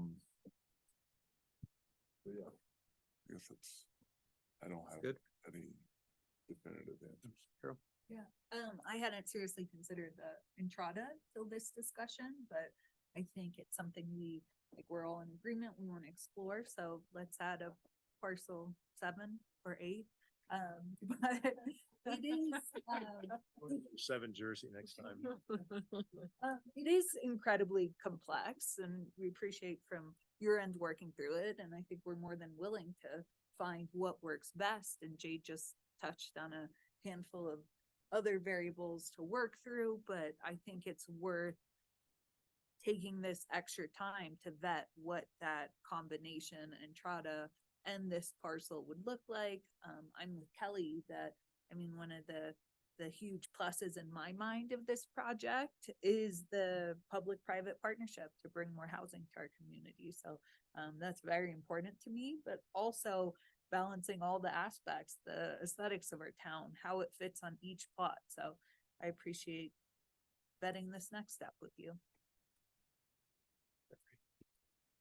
Yeah, I agree with what Carol just said. I have less heartburn about this being the aesthetic entrance of town. I think there's a bunch of entrance, one of them 7-Eleven. So yeah, but there again, I'm very sensitive about crossing the road. I think Entrada, I'd love to see something happen there, but is that gonna just kind of gum up the works? Is that gonna be like 2 more meetings just to figure out that Pandora's box to decide what we do with that? So yeah, I think we can kind of discuss this stuff on the 12th, and I don't know if it's 143 is the right number, but if we're gonna get somebody else to build housing and all we have to do is give density, I'm willing to suffer a little bit of a aesthetically unpleasing Highway 9. Eric, if I may ask, does it matter who lives where? And the reason why I ask that is that do the dormitory units, which would largely be for the ski area, do they need to be, do they want to be on this site, or does it matter if they're on Entrada to the council? Doesn't matter to me. I just don't want to lose the dorm units, mostly I- because of that pricing. And I'm not going to lose those. Those are very important to philosophically to us. I just wanted, is it flexible where they locate based on the site and how the building composes, or is it, do they all need to be on? Okay. Just, yeah. To me, I'm very flexible. Just to add, one of the comments I was gonna make about this is just, I think when you're doing the dorm units, you need a little bit of amenity space in there to make it livable, which I know we're talking about another tight site over at Entrada, but that's just a thought for you to kick around for me. Just one individual talking, but Yeah, no, I agree. watching my kid live in Fort Collins in a similar unit, it's which, is working fine, honestly. It's kind of how I'm sold, and I appreciate the bathrooms for every room, but I think some amenity space is important. I did talk to Sonia from BOEC for that exact reason today. And she did talk about storage, you know, definitely bike storage, ski storage. They all have lockers at the BOEC. And then adequate living space so that they're not, if they're all 6 in that living space, I don't know what the square footage was, I can't remember, but to make sure that there's even some area that some of them can go in one area and others can be. But I mean, if we're, you know, it felt like before it was hard to even have that conversation because we were so constrained by space and I really didn't want to lose units. But if you're gonna go ahead and relook at this, then she mentioned all of those things as being super important to those people living there. Just to answer Kelly's question earlier, I would rather you just satisfy your needs on this parcel and that's it. I don't want it, and this is just me, this is not everybody else, but I don't want this to be any bigger than it actually has to be. And it's really about this nexus between that parking and the housing, and that's what's, the size is being driven almost doubly because of how this thing's getting parked. Sort of to Jay's point, if you could figure out a way to not park those people on those 30 days, you'd have a winner, but you can't. It doesn't exist. I mean, there's just no way to do it any other way other than to park it, unless we give you a variance on parking for people that live there, which I don't see that happening. With an incentive. So I think I'd rather see. It's funny, I've come full circle on this. Originally, I didn't want any housing. I didn't want the town to put any housing on this at all. I think it's a terrible spot for housing, and I still do. Just don't think it's right to have people crossing that road. And I don't care what you end up doing for the crossing, whether it is roundabout crossing, tunnel crossing, or bridge, people are gonna run across that road to go to city market. It's just gonna happen. And the fewer people we can allow to do that, I mean, shit, it is almost impossible to walk from the underpass by Grand Timber Lodge through the trees, over the fence to get to the road and cross the road, yet people do it all the time. We're just gonna recreate that scenario too. So the less people that live here, the better off for me. You meant Mountain Thunder. I just want I meant Mountain Thunder. I just want to make sure I don't get the bus run over me at every opportunity. So. That's terrible. There's a median. There's No, I've watched it happen. It's crazy. understand at all why they think that's better than just walking down a flight of stairs, but whatever. What else do we need to talk I about? think we should stop. Forever? Fair enough. Well, I think we're running out of time. We need to do an exec session and we'll just. Does this take give it back. staff and the applicant some stuff to talk about? Yeah, we definitely see. I think you're where you're going on this, so. Yep. Okay. Thank you. Yeah, I mean, just based on that, with Mark said and schedule, I think we'll have to regroup and reevaluate that schedule based on. Well, the schedule doesn't, I don't know that the Entrada piece has to track directly with the rest of this stuff. If we get a commitment from the applicant that he's gonna provide X amount of units on that site within a time frame, I don't know that we have to go Thought we through. could write that into It can be written into the development agreement that is part of it with I don't know that we have to design it. We've already seen it. The looks of it. Yeah. That's helpful, because then we can go that way versus saying the design team to go design something on Entrada.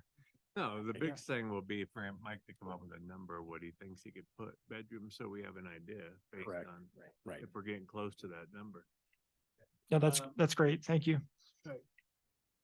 So I don't know how quick you think you can do the exec session. You want to try to get it in, or do you want to make the motions and go get dinner and then come back in here?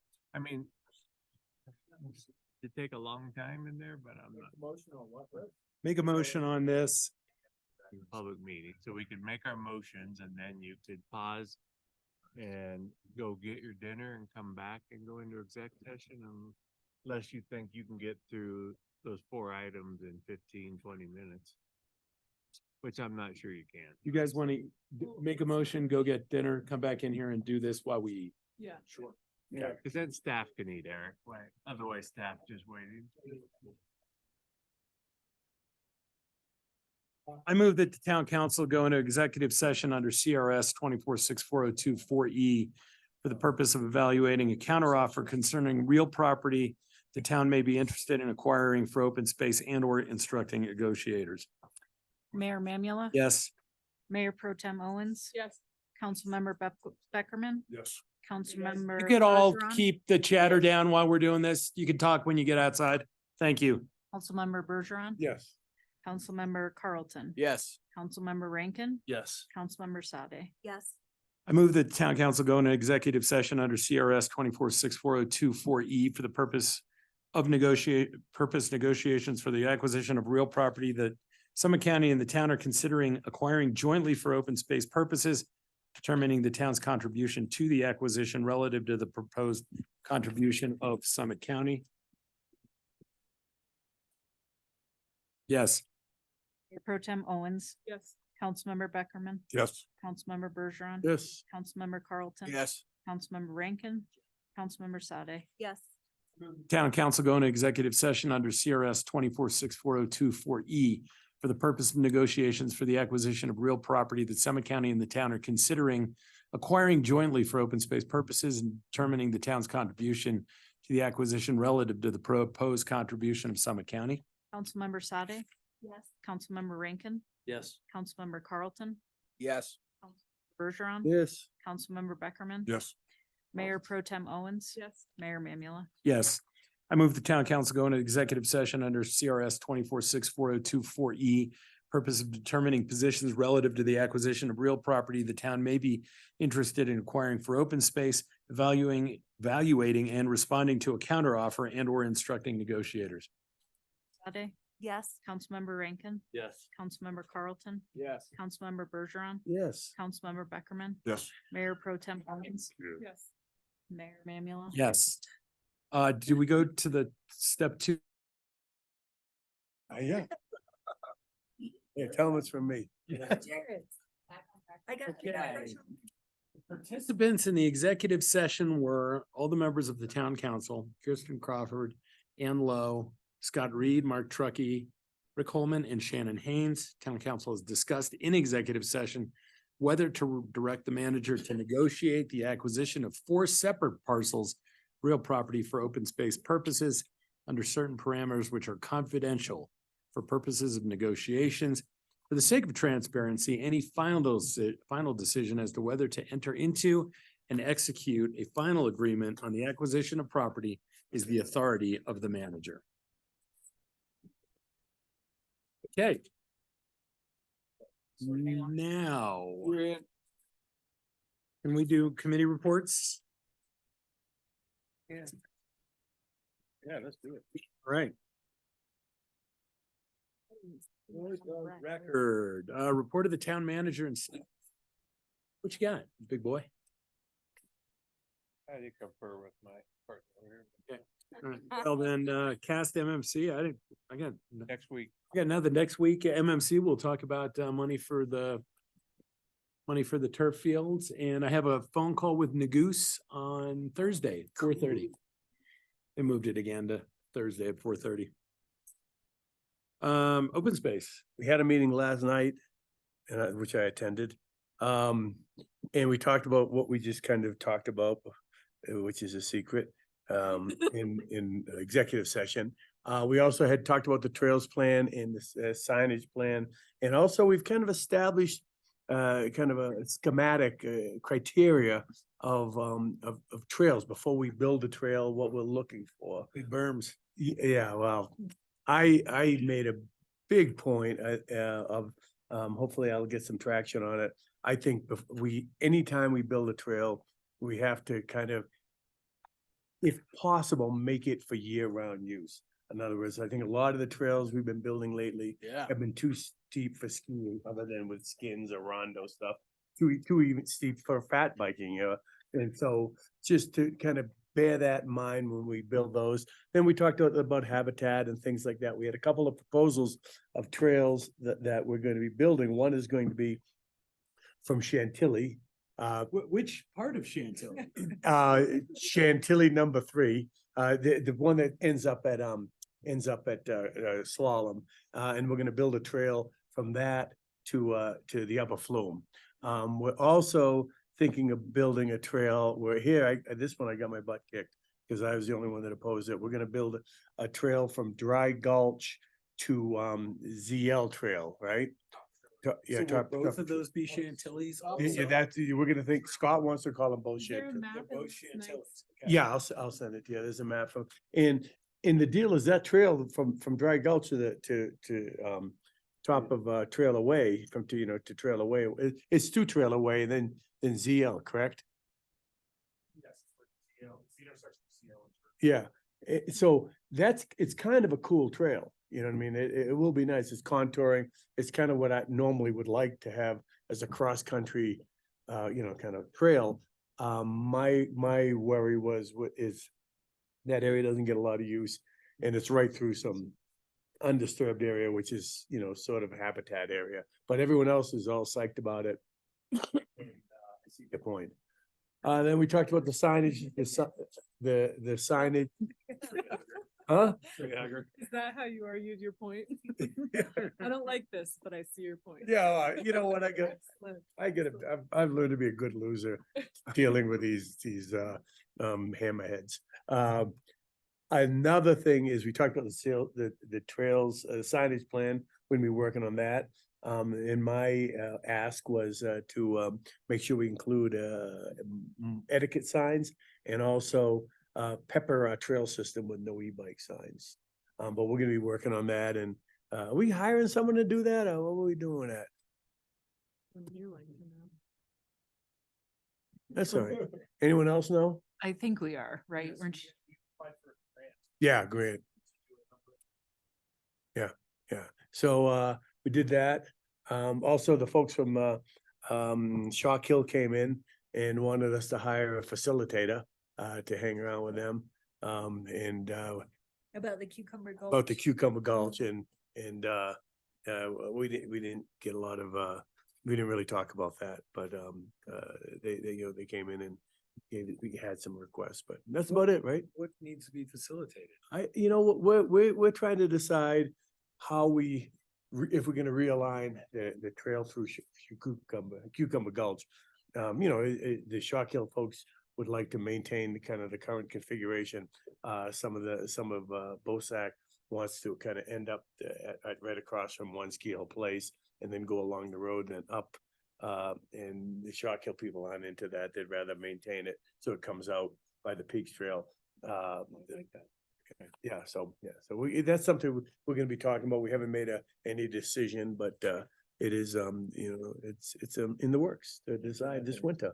Jeffrey, I like your push to having more trails that are appropriate for winter. Yeah. For just touring kind of. You know what? It's amazing, like our numbers like at Sally Barbara and the B&B Trailhead. I mean, it's amazing how many people go there because that's the place where you can cross-country ski. Right, Some there's a of- lot of parking, that's why they go.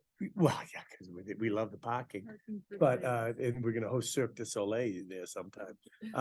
But a lot of it is because, we have, it's kind of rolling. You think of the trails we built, like even the new Chantilly, across from Little Red. You can't really ski up that with a waxless ski. The trail across from the Horseshoe Gulch, it goes up to the ZL Trail. You really, that's difficult. I tried to ski, I couldn't ski that. I had to use kicker skins. A lot of our trails are too steep for cross-country skiing that we're building. Now, you could say that's because of topography, or you could say that we're just not thinking in that direction. So. Do you blame Seth? No, Just curious. no, I'm starting to get a working relationship to Seth because I know his stock is rising, So yeah, he'll end up being in the big seat before too long.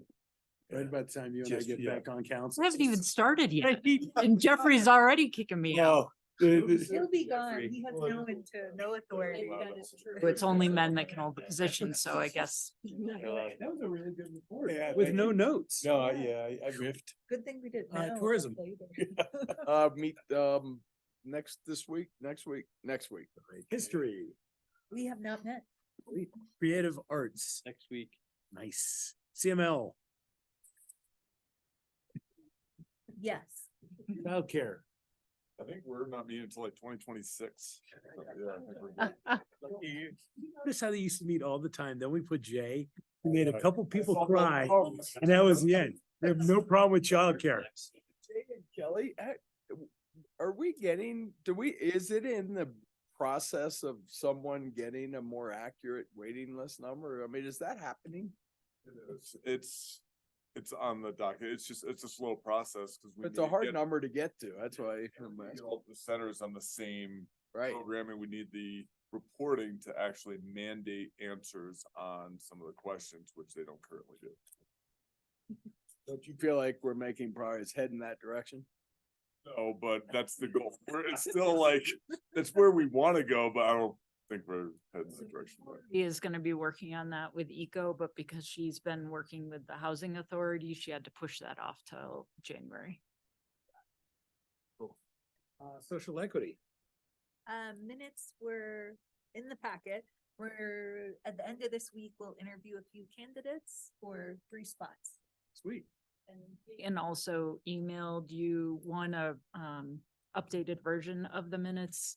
And 2, she emailed them because folks were having a tough time getting to read them in Granicus.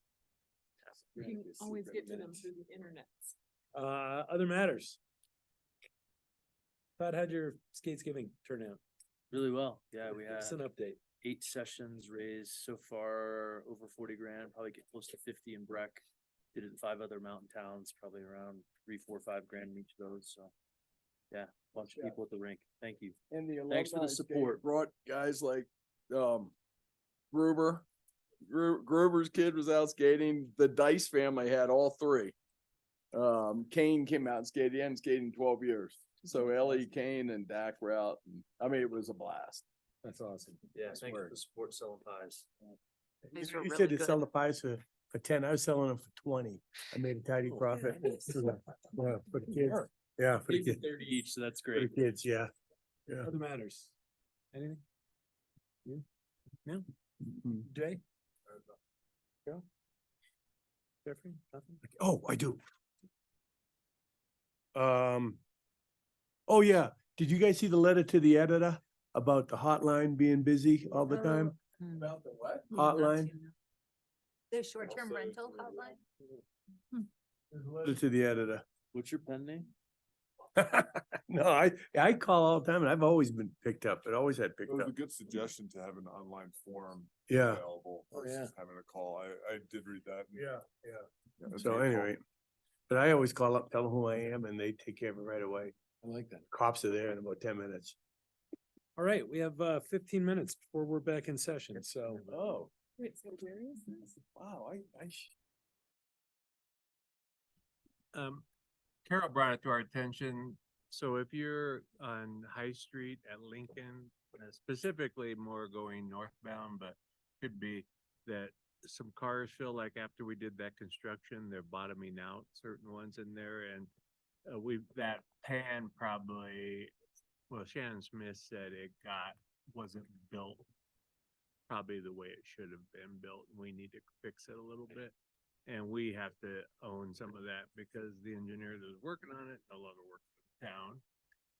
So, I mean, it's drivable. It's just, if Where is anybody this again, says Rick? anything. I am Huh? Lincoln. It's when you go up Lincoln, you take a left on High. Left in front of Chris Bell's. Just gotta slow it down. It was always bad. It's just got worse. Yeah. You can see on the south side that the angle is pretty steep. From Castle, you just go straight up. Oh, Lincoln Street, and yeah. then turn on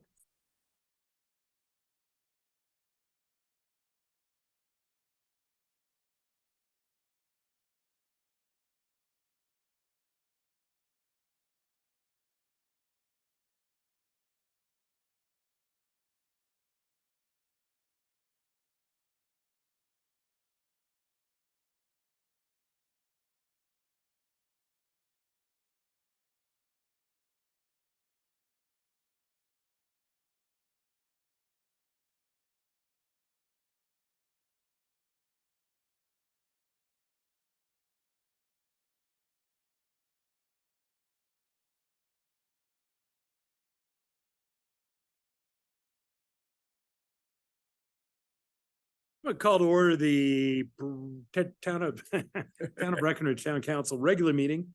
It's Tuesday, November 28th at 7 PM. Roll call, please. Kelly Owens. Dick Carlton. Here. Jeffrey Bergeron. Here. Carol Sade. Here. Jay Beckerman. Present. Todd Rankin. Mayor Eric Mamula. Yes. We have the approval of the minutes for November 14th, 2023. Anybody have anything to add? Minutes stand as presented. Approval of the agenda. Rick? One change, Mayor, we will be pulling off of the agenda under new business. Council Bill number 41, ordinance concerning leasing the Breckenridge Professional Building will be pulled from the agenda. Thank you, Rick. All right, we have communications to council. The first is public comment. These are non-agenda items only. Anybody want to speak? Anybody? Public comment period is closed. We have a update from the Breckenridge Tourism Office.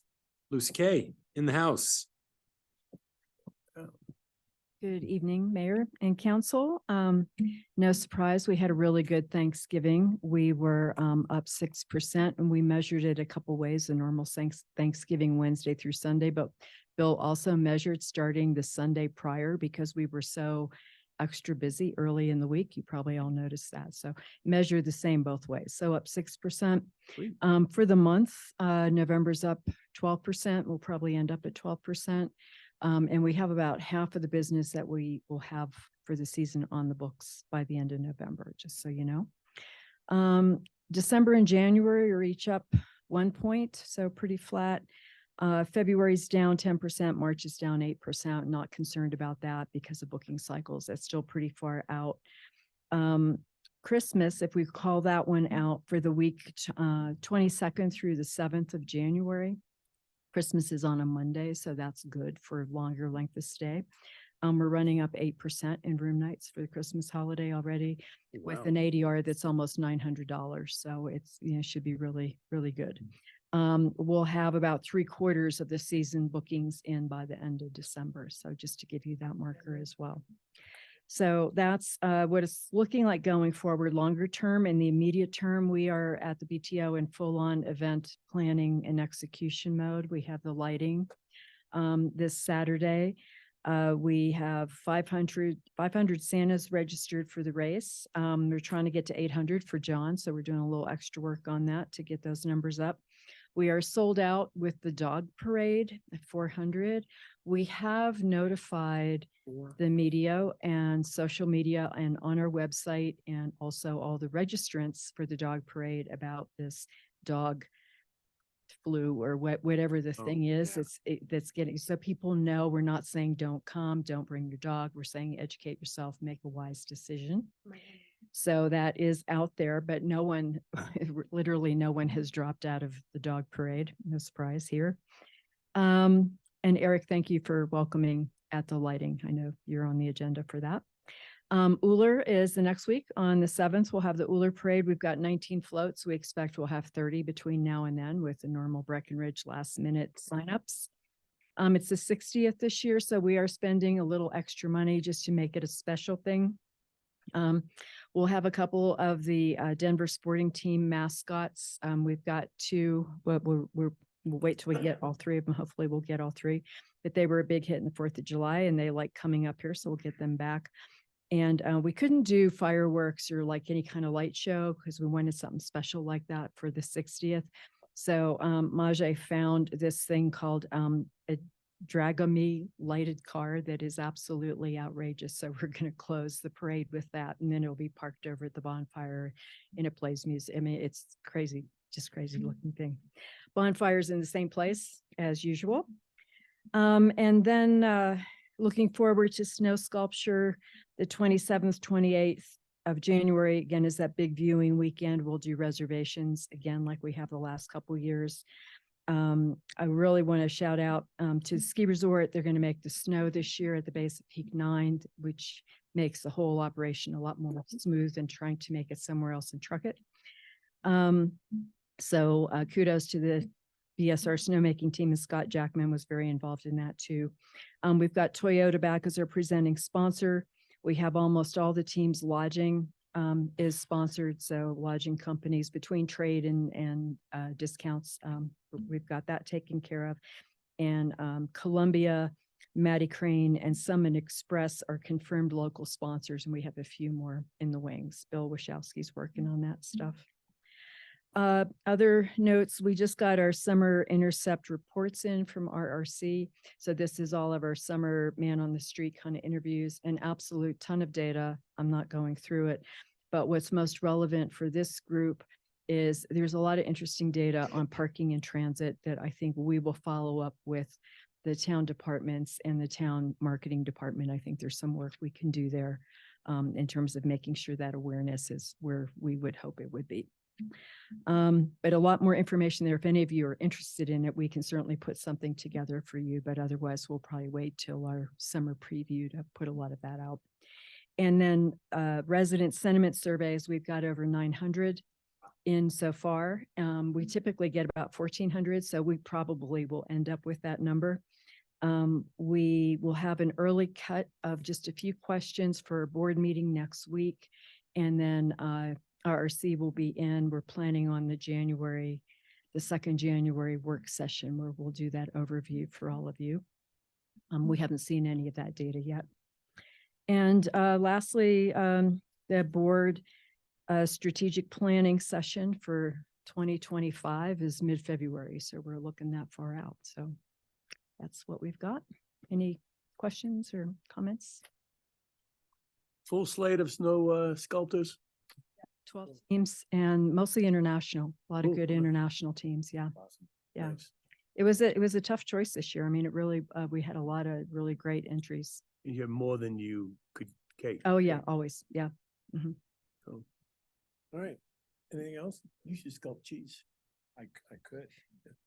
Anybody? All right, Lucy, Thank you. thank you so much. Thank you. All right, now with his first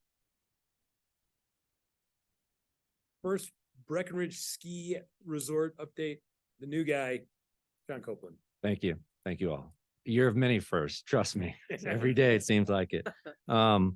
Yeah, just thank you to this group. I've had a chance to meet with a few of you. Obviously, I would have liked to met with more. I was given the gift of COVID 5 days into this role.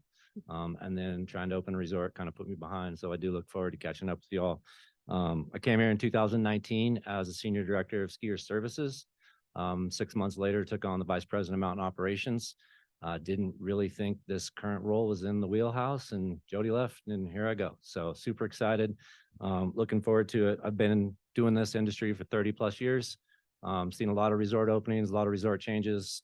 Pretty excited for this year as all these experiences I said are new, and first as the COO. It's pretty cool. Pretty lucky job, and I'm fortunate to have it. Getting on to the resort, our resort priorities are going to remain unchanged. Our community, our employees, and flow and circulation. Those are super important to me. They're part of our DNA, and I want to make sure that all our decisions resonate around those. But season finally kicked off. Wake Up Breck, thanks to many of you who joined. We were able to raise a few $1,000s for the FERC, which was good. Gets people going and animated, even though there wasn't great snow on the ground at that time. And then the next day we opened up the resort and opened up our new 5-chair, which was a big deal for us. It's been a long time in the works, and a huge thanks to this group. The support we had for service was a big partnership. That chair is going to be a game changer for us in the community, especially in the winter, but obviously in the summer too. It's a large summer attraction for us, and so we're looking forward to that. And we're fortunate. This is our 3rd consecutive year of opening the resort with a new chair. I recognize that's not normal, so we are enjoying it. And one of the things we've learned is we try and go in with about 4 or 5 plans on how to run and manage these chairs, because what used to be guest flow and movement changes dramatically. And we're already seeing that. We're already on plan 2 with how we manage guest flow with this chair. So we'll continue to look at that, but super excited for that. And the cool thing was when we opened that, we sold all the old chairs, we auctioned them off. We were able to donate $50,000 to FERC that day, and then give another $50,000 to our employee Promise Foundation to support our employees' education and training. So super cool that we can put that back into the resort and the community. Let's see. Obviously, we're excited to get the season underway. It hasn't been the best of starts, as everybody knows. We have about 200 acres open right now. The teams are really trying hard to get snow made when we can, but we're pretty happy. I do want to say that we work really hard to come up with an opening progression plan, and it can quickly change based on weather, based on how snow comes. And this year was quickly evident in that. We've made some changes to how we've traditionally operated. One of them being, as we've heard, was we started open the resort at 9 o'clock this year versus 8:30 the past couple of years. We've heard some feedback on that. The resort opened at 9 o'clock early season forever, and we tried it last couple of years. It was great. It creates some challenges, especially on our operational teams. For an instance, right now, our patrol has about 9 miles of rope run on the mountain. So every morning we got to go up and inspect that, make sure that stuff gets up. So that extra half hour has been huge for us. We do kind of look at guest data and see how flow and circulation goes and kind of take all that into consideration, along with our resort needs, and mainly just trying to make sure that we can get the resort open and keep our guests and employees safe. That's a big priority. And we've heard loud and clear that extra half hour in the morning for our snowmaking teams, our grooming teams, and our patrol is critical. And yet it's not going to be our standard. We'll look at that again next year as we go into that. On December 8th, we will open up Peak 7, the Independence Chair, and snow and conditions providing. We'll also have the Freedom Chair in that. And at that time, we'll go to an 8:30 opening for the rest of the season. So we're pretty excited about that. Right now, we are on track to be back to our terrain progression by the end of this weekend. We plan to open the Mercury Chair possibly Saturday, the Rocky Chair on Thursday. And every year, like I said, that's a little bit different. We watch weather, but it's important for us to try and link the peaks where we can, make sure we get plenty of beginner and low-level skiing for the crowds who are in town this time of the year, while also making sure that we have safe travel routes for our teams as they go back and forth. That's also a big priority of ours. And then from a flow and circulation standpoint, we're seeing incredible use of the terrain that leads back down to town. We've seen an increase over the last couple of years. Rips Ride was a game changer for that, especially because now it gave beginner access to that. We've been trying to tracking data down through that area, continue to see good use. We've changed some of our messaging, some of our crumbs along the way with signage that we lead guests to, and trying to message that. And then working with some of our marketing and social teams, really trying to drive that message for our guests that you don't need a car. You can come here, walk to the gondola, take the bus, get around town without trying to use that. And that's going to be super important for us to continue to move forward as we look at that. Let's see. Community first tracks. We'll bring those back in January. Every Friday, we'll get early loads up on Peak 9, allow the community to come out, get some laps in. And then one of the things we're super excited about, I've heard this loud and clear, is trying to start looking at some events. So in March and April, we're bringing back a couple different events, really focusing our big mountain terrain up off Peak 6.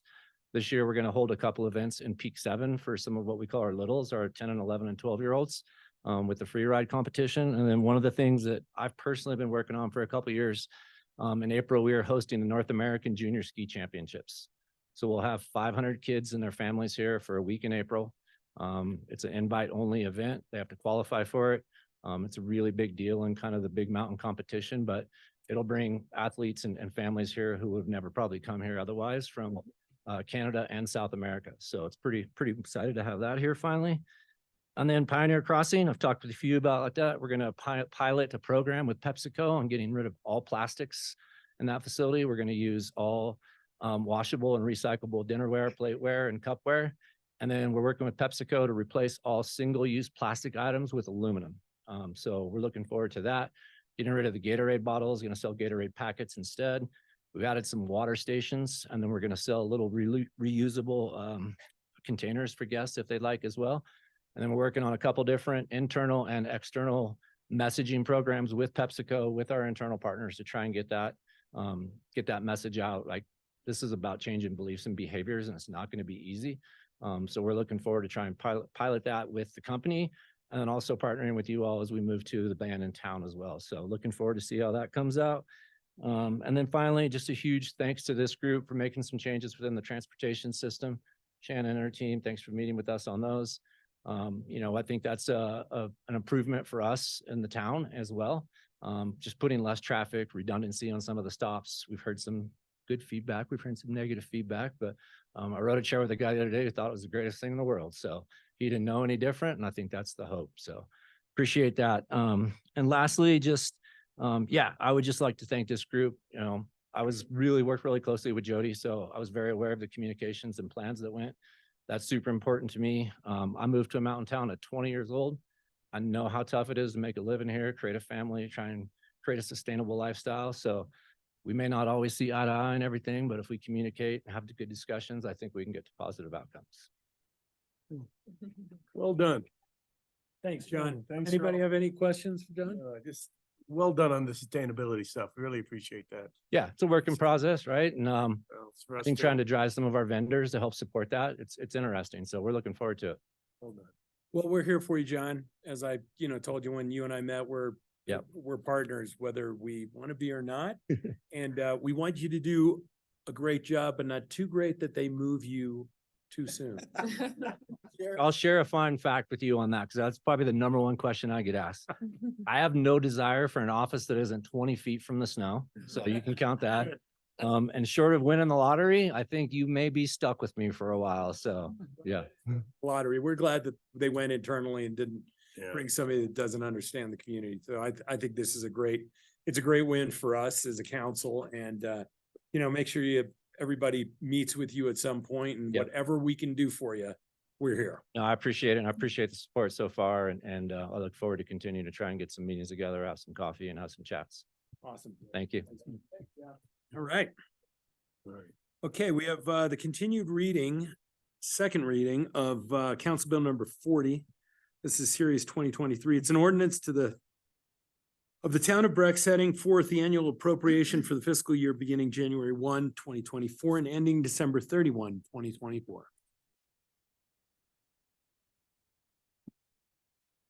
Good evening, Mayor and Town Council, Tracy Lambert, Senior Accountant. I'm here to present the second reading for the funds required for the adopted budget of 2024. The operating budget expenditures, inclusive of transfers, is $209.3 million. Thank you. Any questions for Tracy? Anyone in the public wish to comment on the second reading of the budget appropriation for next year? No, public hearing is closed. Is there a motion? On second reading, we pass Council Bill number 40, Series 2023, the title of which has been read into the record. Second? Motion and a second. Any further discussion by the council? Roll call, please. Councilmember Carlton. Yes. Councilmember Owens. Yes. Councilmember Beckerman. Yes. Councilmember Bergeron. Yes. Councilmember Rankin. Yes. Councilmember Sade. Yes. Mayor Mamula. Yes. We have no first readings or resolutions this evening. We do have planning commission decisions from the 21st of November 2023. Are there any call-ups? Hearing none, planning commission stands as presented. We already went over the report of the town manager, report of the mayor and council. Are there any other matters?